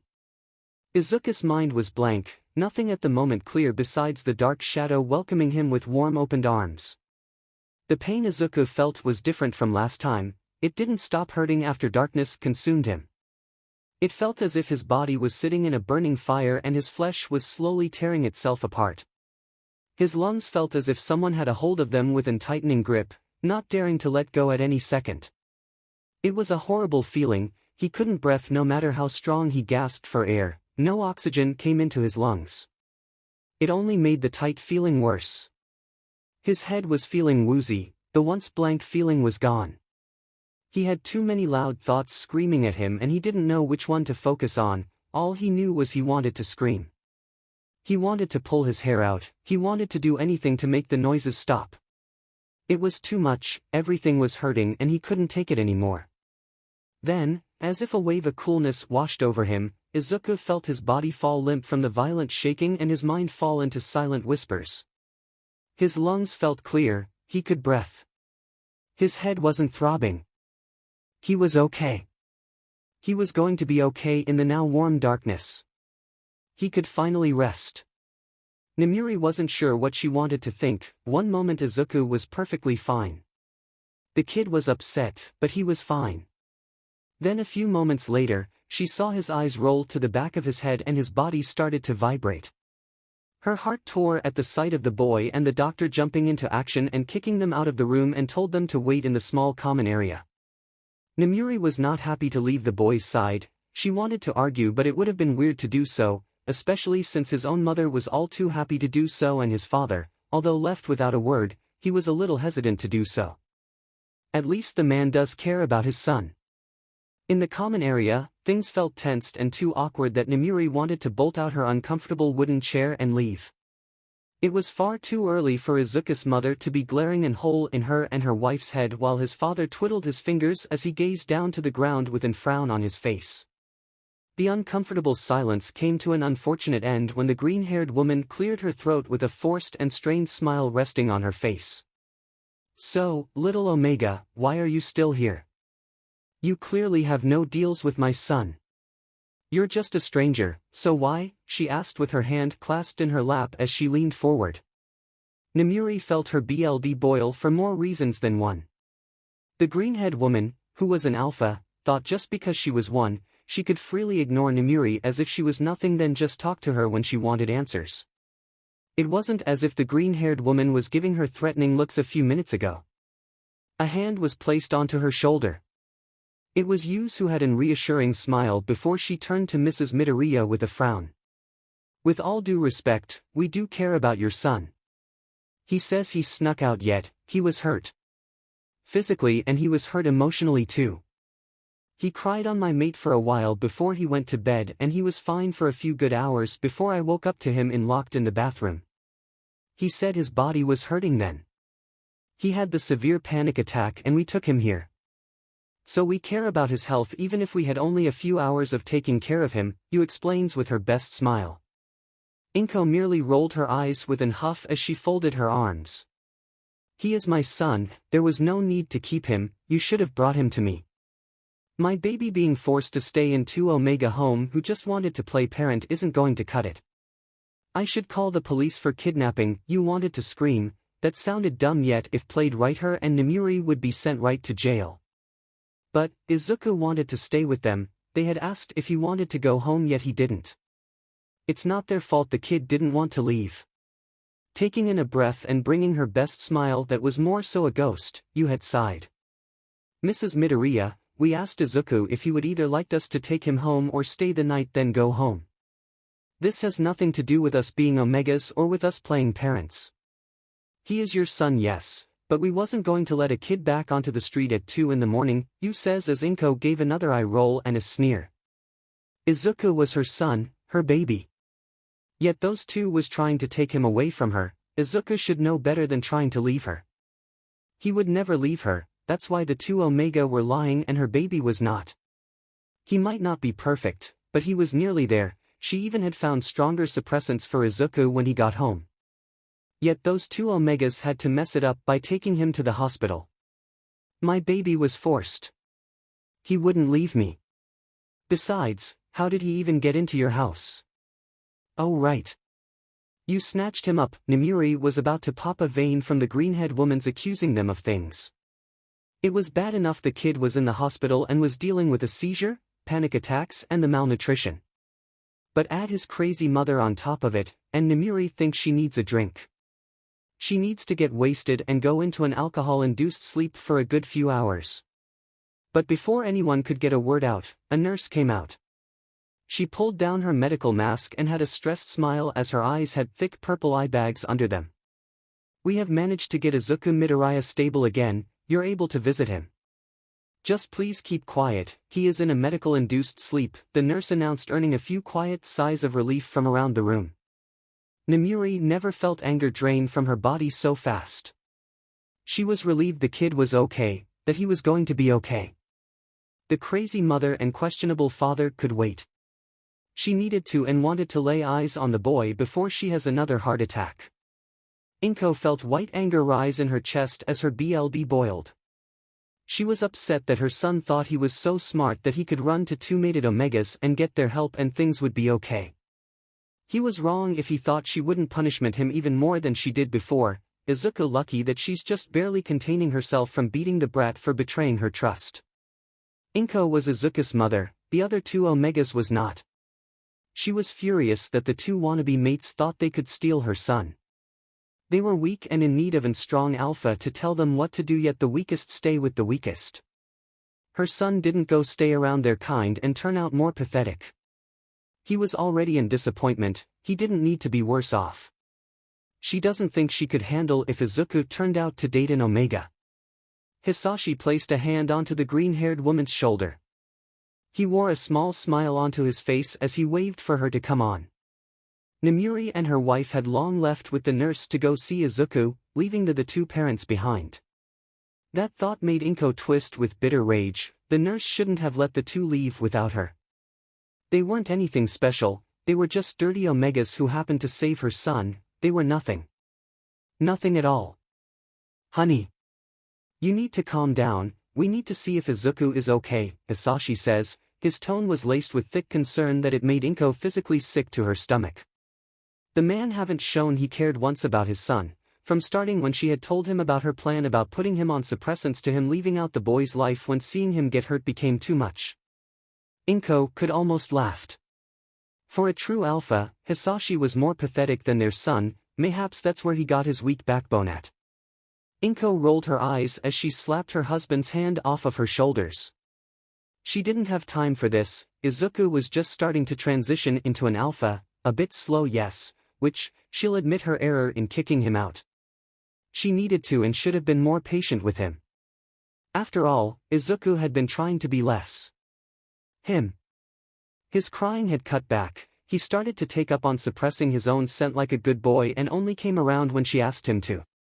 Her baby was trying, she just lost her temper, really, it was her fault there, not his. Perhaps she needed to give him a treat for trying so strong, after all, he does deserve that much for now. Leave me be Hisashi. I'm going outside for an call and then I'll come back. Go away, 𝐀𝐦 says with a loud huff as the black-haired man stood confused at his wife's sudden change of attitude. She wasn't the same woman who he talked to through the phone who had the light and airy voice. Who giggled at every small little detail. She wasn't the same woman with bright big green eyes that shined at anything she was curious in. Who wore an worried frown while her eyes became a glossy mess every time she was nervous and worried about something or someone. No, this 𝐀𝐦 was one who had a flat and strained tone as her eyes were a now dull green filled with so much bitter anger and hatred. Hisashi never seen his wife look at a person like that, let alone him, he didn't even think this person was his wife. They seemed like two different beings. 𝐀𝐦 dear. I think whatever phone call you need to make can wait. Our son is more important, Hisashi says as 𝐀𝐦 gave a scoff as she placed on hand on her hip and ran her fingers throughout her green hair. 𝐀𝐦 could wait, but she didn't want to wait. 𝐬𝐡𝐢 would be fine. The doctors would possibly want to keep him for a few days then put him on medication before booting him out of the hospital. I need to make this call, Hisashi. You go to your son, tell me how it does, 𝐀𝐦 says with a tone that almost felt mocking. Hisashi's scent spiked but he clutched his hands into a tight fist. His wife was going through a phase, it just had to be a phase. She still loved 𝐬𝐡𝐢 or else she wouldn't be treating him so toughly like she did. Alright 𝐀𝐦, go make that call. 𝐀𝐦 gave a smile, as she turned away from her husband and walked off. She was tired of being in the hospital that smelled too much of omegas and bleach. She was going to vomit if she even stayed a second longer in there, and which, the exit door was lucky close. She whipped out her phone and started to dial the number that was only really set for an emergency for an indecently known underground cellar which she bought the suppressants from. 𝐀𝐦 would like to say her situation was an emergency, or close to one. She was getting a little too close to the sun with drugging her son with suppressants, it would only take one small mistake and she'd be sent away. 𝐀𝐦 needed to be careful. Mrs. Midoriya, I do hope this is very important, you know this line is busy, yes, a man spoke with a polite tone that still had a certain eerie sharpness to it. 𝐀𝐦 grinned as she twisted her loosely curled green hair throughout her fingers. Ah, yes, 𝐀𝐦. I know how busy you are, so let me cut to the chase. My son, he was sent to the hospital by omegas and now the suppressants are being traced in his blood. I need a favor to get out of this, before things get too messy, 𝐀𝐦 explained as she leaned her back against the cool and scratchy brick wall. The line was silent besides from the light breaths from 𝐀𝐦. 𝐀𝐦 knew what she was asking, that it was a huge favor to do after they freely gave her a huge stoke in suppressants but, she was willing to pay whatever price was needed. 𝐀𝐦 just didn't want to deal with the whole backlash of the situation. Alright Mrs. Midoriya, but do know that free favors don't last forever. I will send you a lower dosage suppressant so that way you can still have your son to take it and the backlash would be minimal. This time, do not let him know you are giving it to him, do it in secret. Don't even let your husband know. Ah, and maybe you should, just for a little while as the younger Midoriya heals, let him be free from the house. Let him be a kid. Let him play Omega before the pills start to take effect, Kurogiri says as 𝐻𝐸 bit back a growl. She hated the idea of her baby getting too comfortable of being weak, of being pathetic when he could be so much more.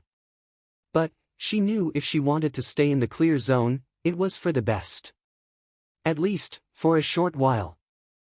Alright. Thank you, Kurogiri. Dad.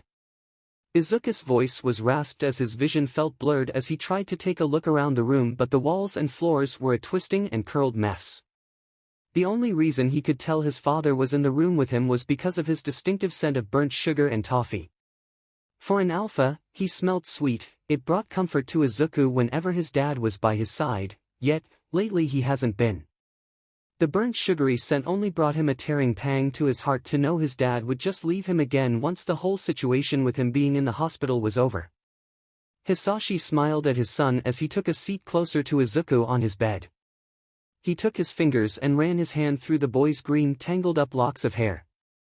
The flinch he received from the touch made Hisashi's stomach churn while his chest thumped harder against his chest. No matter how nervous the boy may be, or hated unwanted touches, Izuku had never said no or moved away from Hisashi's own attempts of giving it to him. Izuku was the one to even throw himself into Hisashi's arms and show off his big green shiny eyes, just asking for cuddles and affection, which Hisashi gave to him. This was just different, Dad. Sorry, I didn't you, just, Izuku murmured, not bothering to try to finish his failed excuse of why he moved away. It would have sounded more pathetic than how it started out. Instead, he opted for shifting his way back into Hisashi's arms. Izuku's scent was unusually spiked in discomfort, not by much, but it was very noticeable when Hisashi was so close to the boy. He could practically feel his distress and discomfort radiating off of him. Aizu. Is something the matter? Hisashi asked with his brows knitted in worry as the usual chocolatey scent spiked into now a bitter smoky one. Izuku scooted away from Hisashi touch as he looked away from the elder man's eyes as if he was trying to find a way to word what he was going to say. Hisashi didn't like this, he didn't like this one bit. In fact, hated it, he hated what his son turning into. The once boy who you could read like an open book, had locks upon locks on the book. His shiny green eyes were gone, replaced with ones filled with fear and hopelessness. A kid his age shouldn't look so dejected. The fact his son, who was a ray of sunshine, changed so drastically over the last few months, scares him. He didn't know it, but 𝐻𝐸 had to know, she was with their son after all. 𝐻𝐸 just had to know he wasn't eating enough, the boy looks like a stick. And he was already skinny enough, losing any more weight would be dangerous. And as if the weight wasn't concerning, his complexion was. He went from a healthy milky skin to nearly deathly pale. It was a noticeable difference, you would have to notice it if you paid attention for a single second. The pill itself too, it was dangerous, Hisashi knew this. The only reason he agreed to let 𝐻𝐸 put Izuku on it if she would take him off of it if it got too dangerous. Clearly, it got too dangerous. And surely Izuku must have said something at least once for her to know.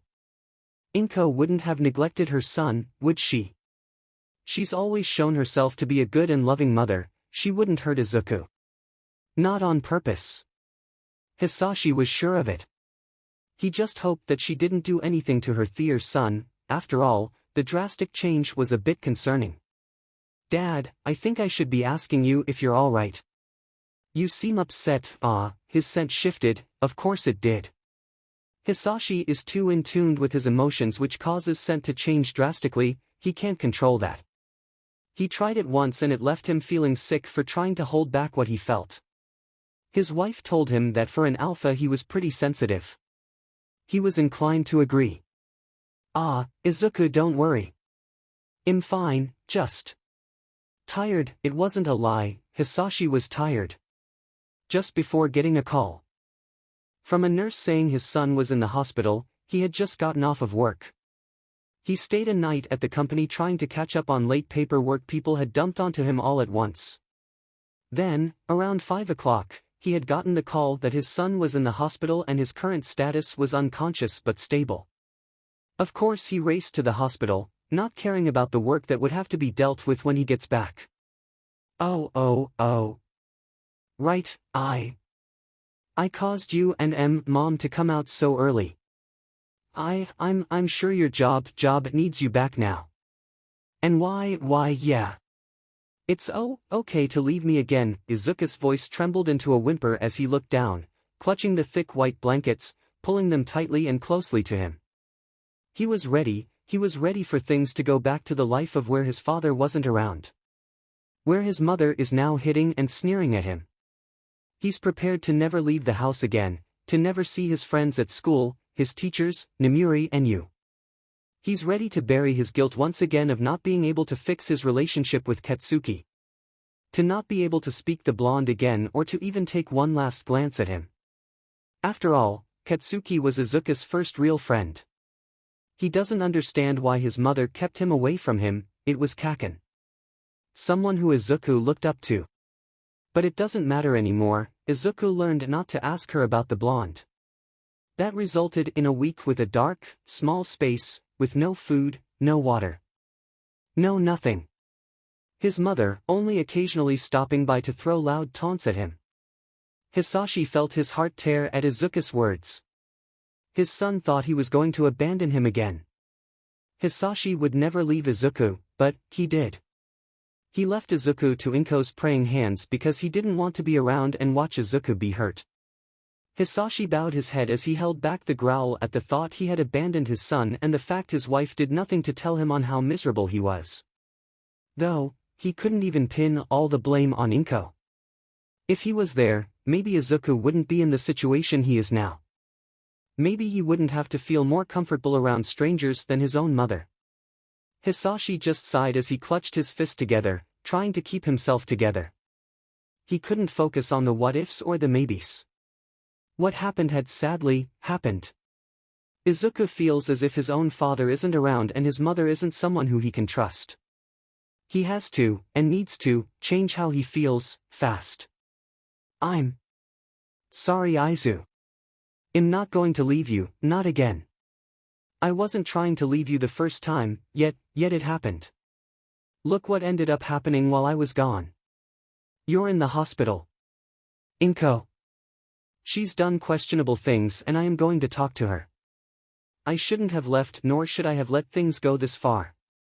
I am your father yet I couldn't protect you, Hisashi says as he lifted his head up and looked into the glossy viridian green eyes that were now shining with many conflicting emotions.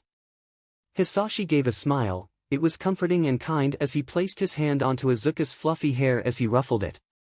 I love you, son. Just know that, okay?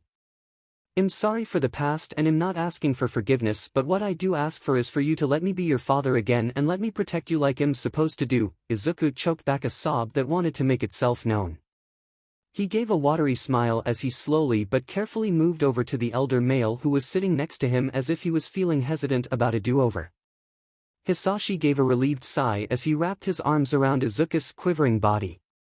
His boy cried into his shirt, wetting it and covering it with snot, but Hisashi didn't mind at all. He knew Izuku was happy, at least for the moment. Izuku's distressed pheromones had shifted into his chocolatey scent that had undertones of vanilla.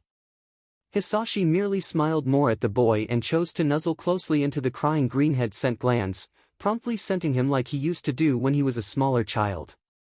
Izuku didn't object to it. He just let out a soft rumble from his chest over time as his cry dissipated into gentle, quiet, little purrs. Things were going to be okay, at least for now. As long as they stayed in the small world they were in, they were going to be okay. Hisashi knew that much. Alright Aizu dear. Guess what? Mama made a special call, just for you, Inko grinned, her lips twitching at the corners as she failed to make the poor attempt to show that she was genuinely happy with her son. In fact, she wasn't near happy. She was, at both her son and now her useless and weak husband. He had the nerve to let the boy show weakness and bow his head to an omega. Ha! True alpha my butt. If anything, he's just as low, maybe even lower, than an omega. He has no backbone whatsoever. It's sad seeing her son fall back on his progress and it hurts her that she can't go back to the training right away.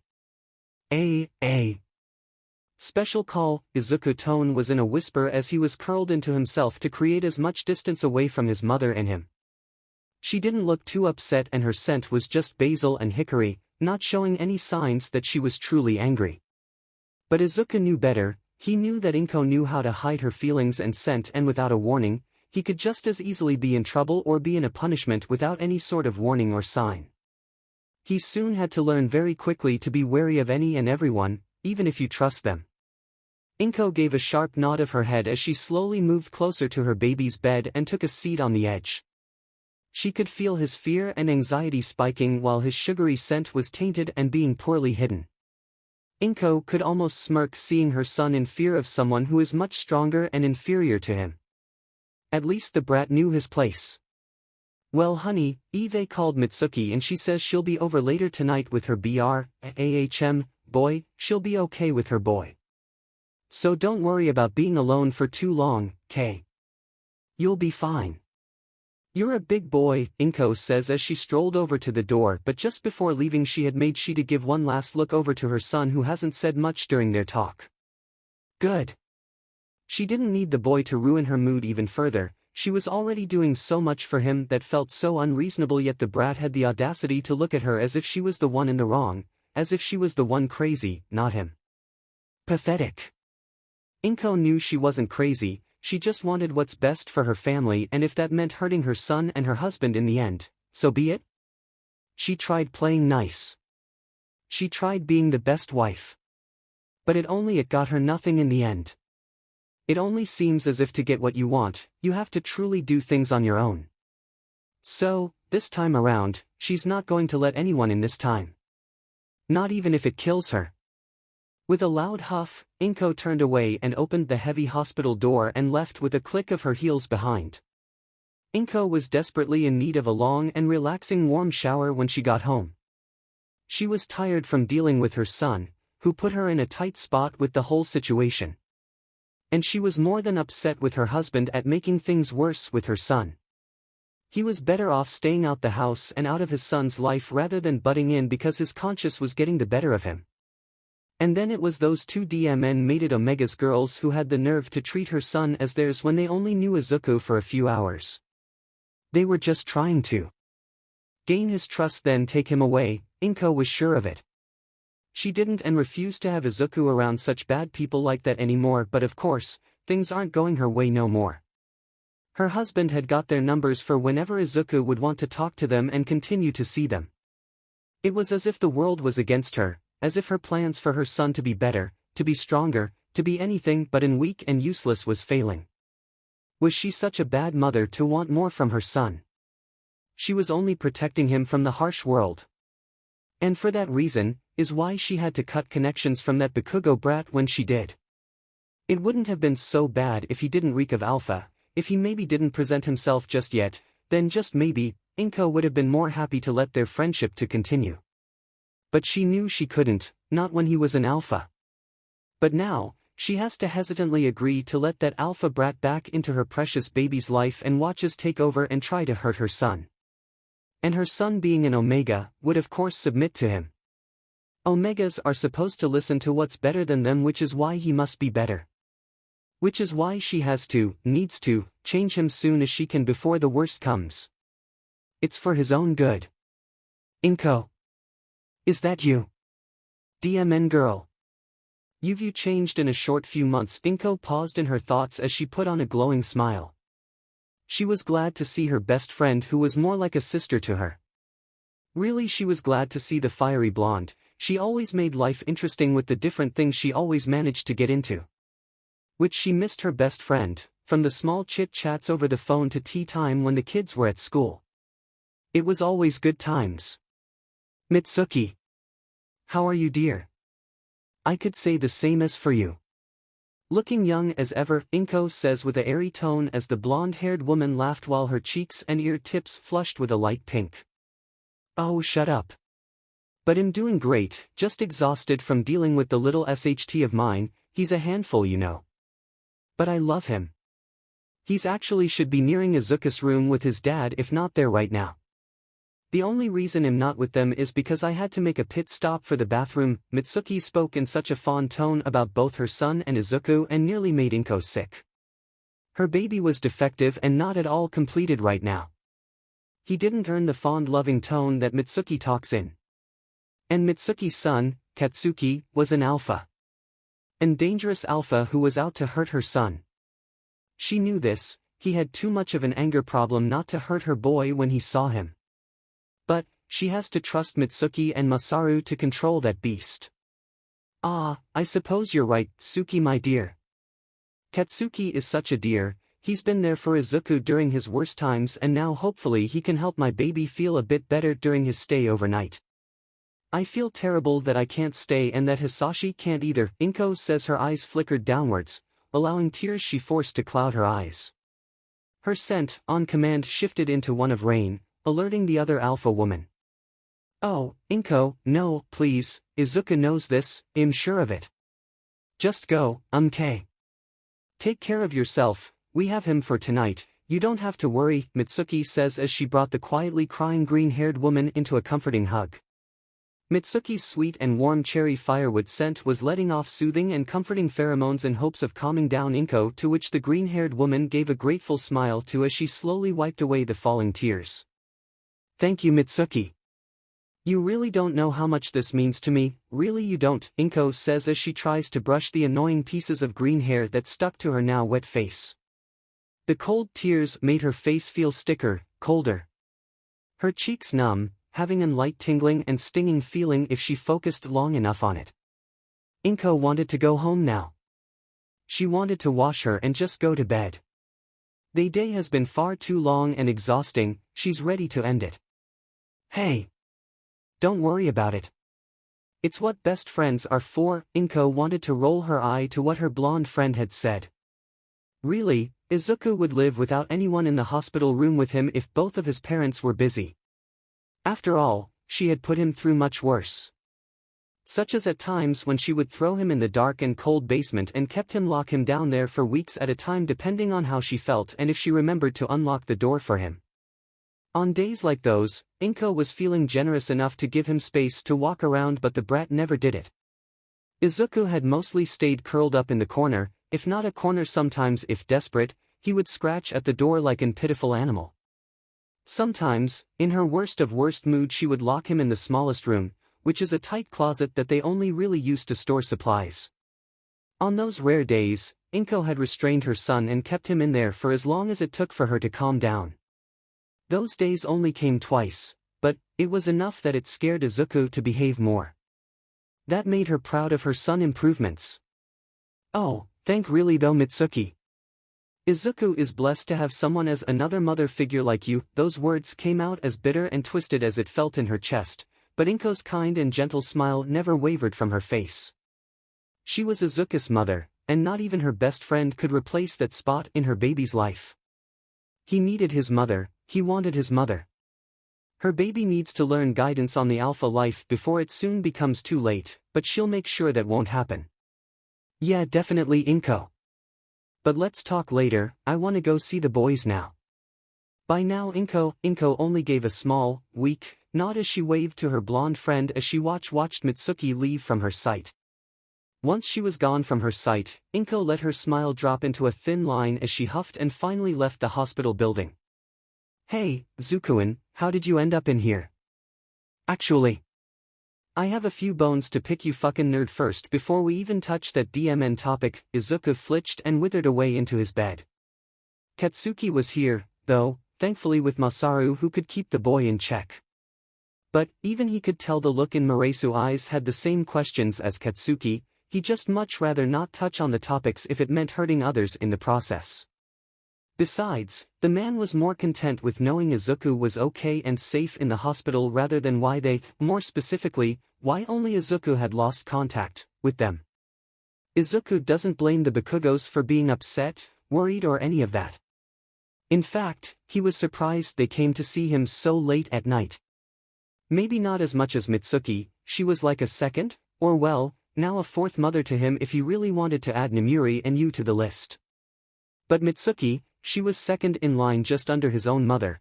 She always was there for him during strong times and always kept a smile on his face. It wasn't too surprising she was here, and it wasn't too surprising that Masaru was here too. But Katsuki? That was a surprise.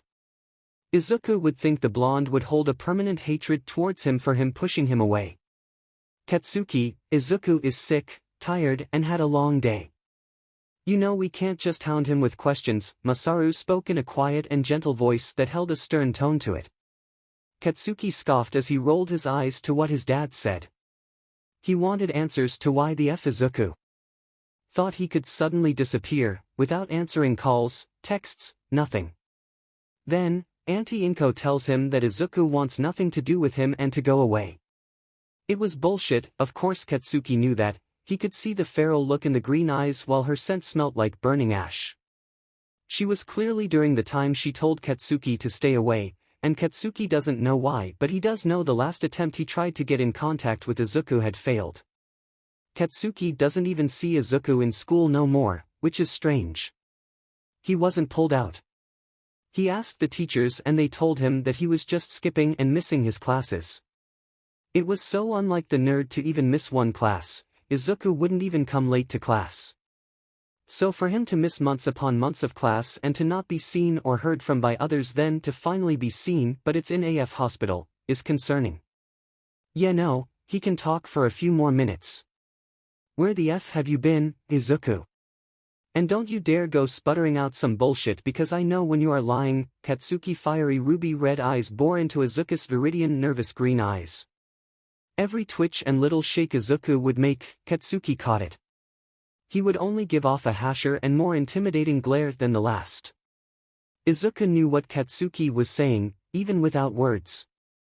The look in his eye told him to tell him everything and do not even attempt to lie to him or else he'd regret it. He could even see the specks of concern screaming at him to tell him that he would be okay, that nothing too bad happened to him. I really don't know where to start, Kaken. Mom took my phone and I couldn't get in contact with anyone. There's one reason why I haven't even talked to you. It wasn't because I didn't want to, mainly because couldn't. Izuku could see the shift in the ruby red eyes of Katsuki. On one hand, he seemed more relieved that Izuku wasn't going out of his way to ignore him, on the other, he was confused. Confused on why Inko would take Izuku's phone away, at least take it away for so long. The F, why would Auntie take away your phone and not allow contact with anyone? Katsuki growled as the fire in his eyes soon took over the confusion. He was upset that Inko was the one who was keeping Izuku away from him. He could see that clearly now. She didn't want him around him, or anyone for that matter. Masaru placed a hand on his son's shoulder in attempt of calming him. The elder man's citrus and nutmeg scent soon filled the room, seeing the two upset teens, one more than the other. Let's take a breath, Katsuki. If Inko had took away Izuku's phone and restricted contact, it's for a good reason. Yes, the blonde whipped his head up to his dad as he gave a piercing glare. It was not for a good reason. He didn't know why she was doing it exactly, but he knew it wasn't good. The way his hairs stood on the back of his neck while his wolf went wild at the fact that woman was doing something to keep Izuku away from people, was enough to say it was bad. Izuku wasn't ever at school. Izuku wasn't ever outside the house anymore. Izuku was gone so long he was just forgotten about most people at school. The weeks only continued as the teachers finally gave up and stopped calling for him on attendance. Katsuki did hope to see his best friend again, but he didn't want to see him in a hospital. He didn't want to see him hooked up to 𝐴4 drip while he had on an heart monitor, beating it every second to show he was at least alive. He didn't want to see Izuku look close to death, with his deathly pale complex and his once cubby cheeks, now sunken in. Izuku was always thin and always lacked muscles, but Katsuki looking at him now, he looked sickly thin. It scared him. This wasn't how he wanted to see his best friend, this wasn't how he was supposed to look. And his scent was off, he couldn't pinpoint why. Izuku presented, he could tell that much. He didn't know when, and he didn't know how long it's been since he presented, but last he saw him, Izuku wasn't an 𝐴𝐬. But, his scent, it smelt sweet like chocolate and vanilla swirl mix. Yet, there was something that was artificial about his smell that made his stomach churn. Katsuki wondered if his dad could smell the faint artificial smell. It was almost strong not to notice now that Katsuki senses it. But, it was buried under all the layers of sweet and sugary, that he was sure the old man would ignore it. But he couldn't just ignore it, even if he tried to ignore it. Which, for a second he did. But his mind would only race faster as his wolf felt like it was trying to claw itself out to get to Izuku. He didn't know why this was happening, nothing like this ever happened to him before and he hated it. Katsuki hated the feeling of dread that pooled in his stomach. He hated the wariness he felt when he thought about Inko. He hated the whole situation. Let's change topics, Izuku. 𝐬𝐻 got another question, Katsuki says after a long few minutes of tense silence. He needed to know why Izuku was here, forget his previous anger. There is no DMN reason for why Izuku should look neglected. His mother has no reason to cut him away from school, unless she suddenly wanted to start to homeschool him. Which then, Katsuki wants to know why the F would Inko still not allow Izuku around no one. Suspicious beach. Why are you in here? Who allowed you to get like this?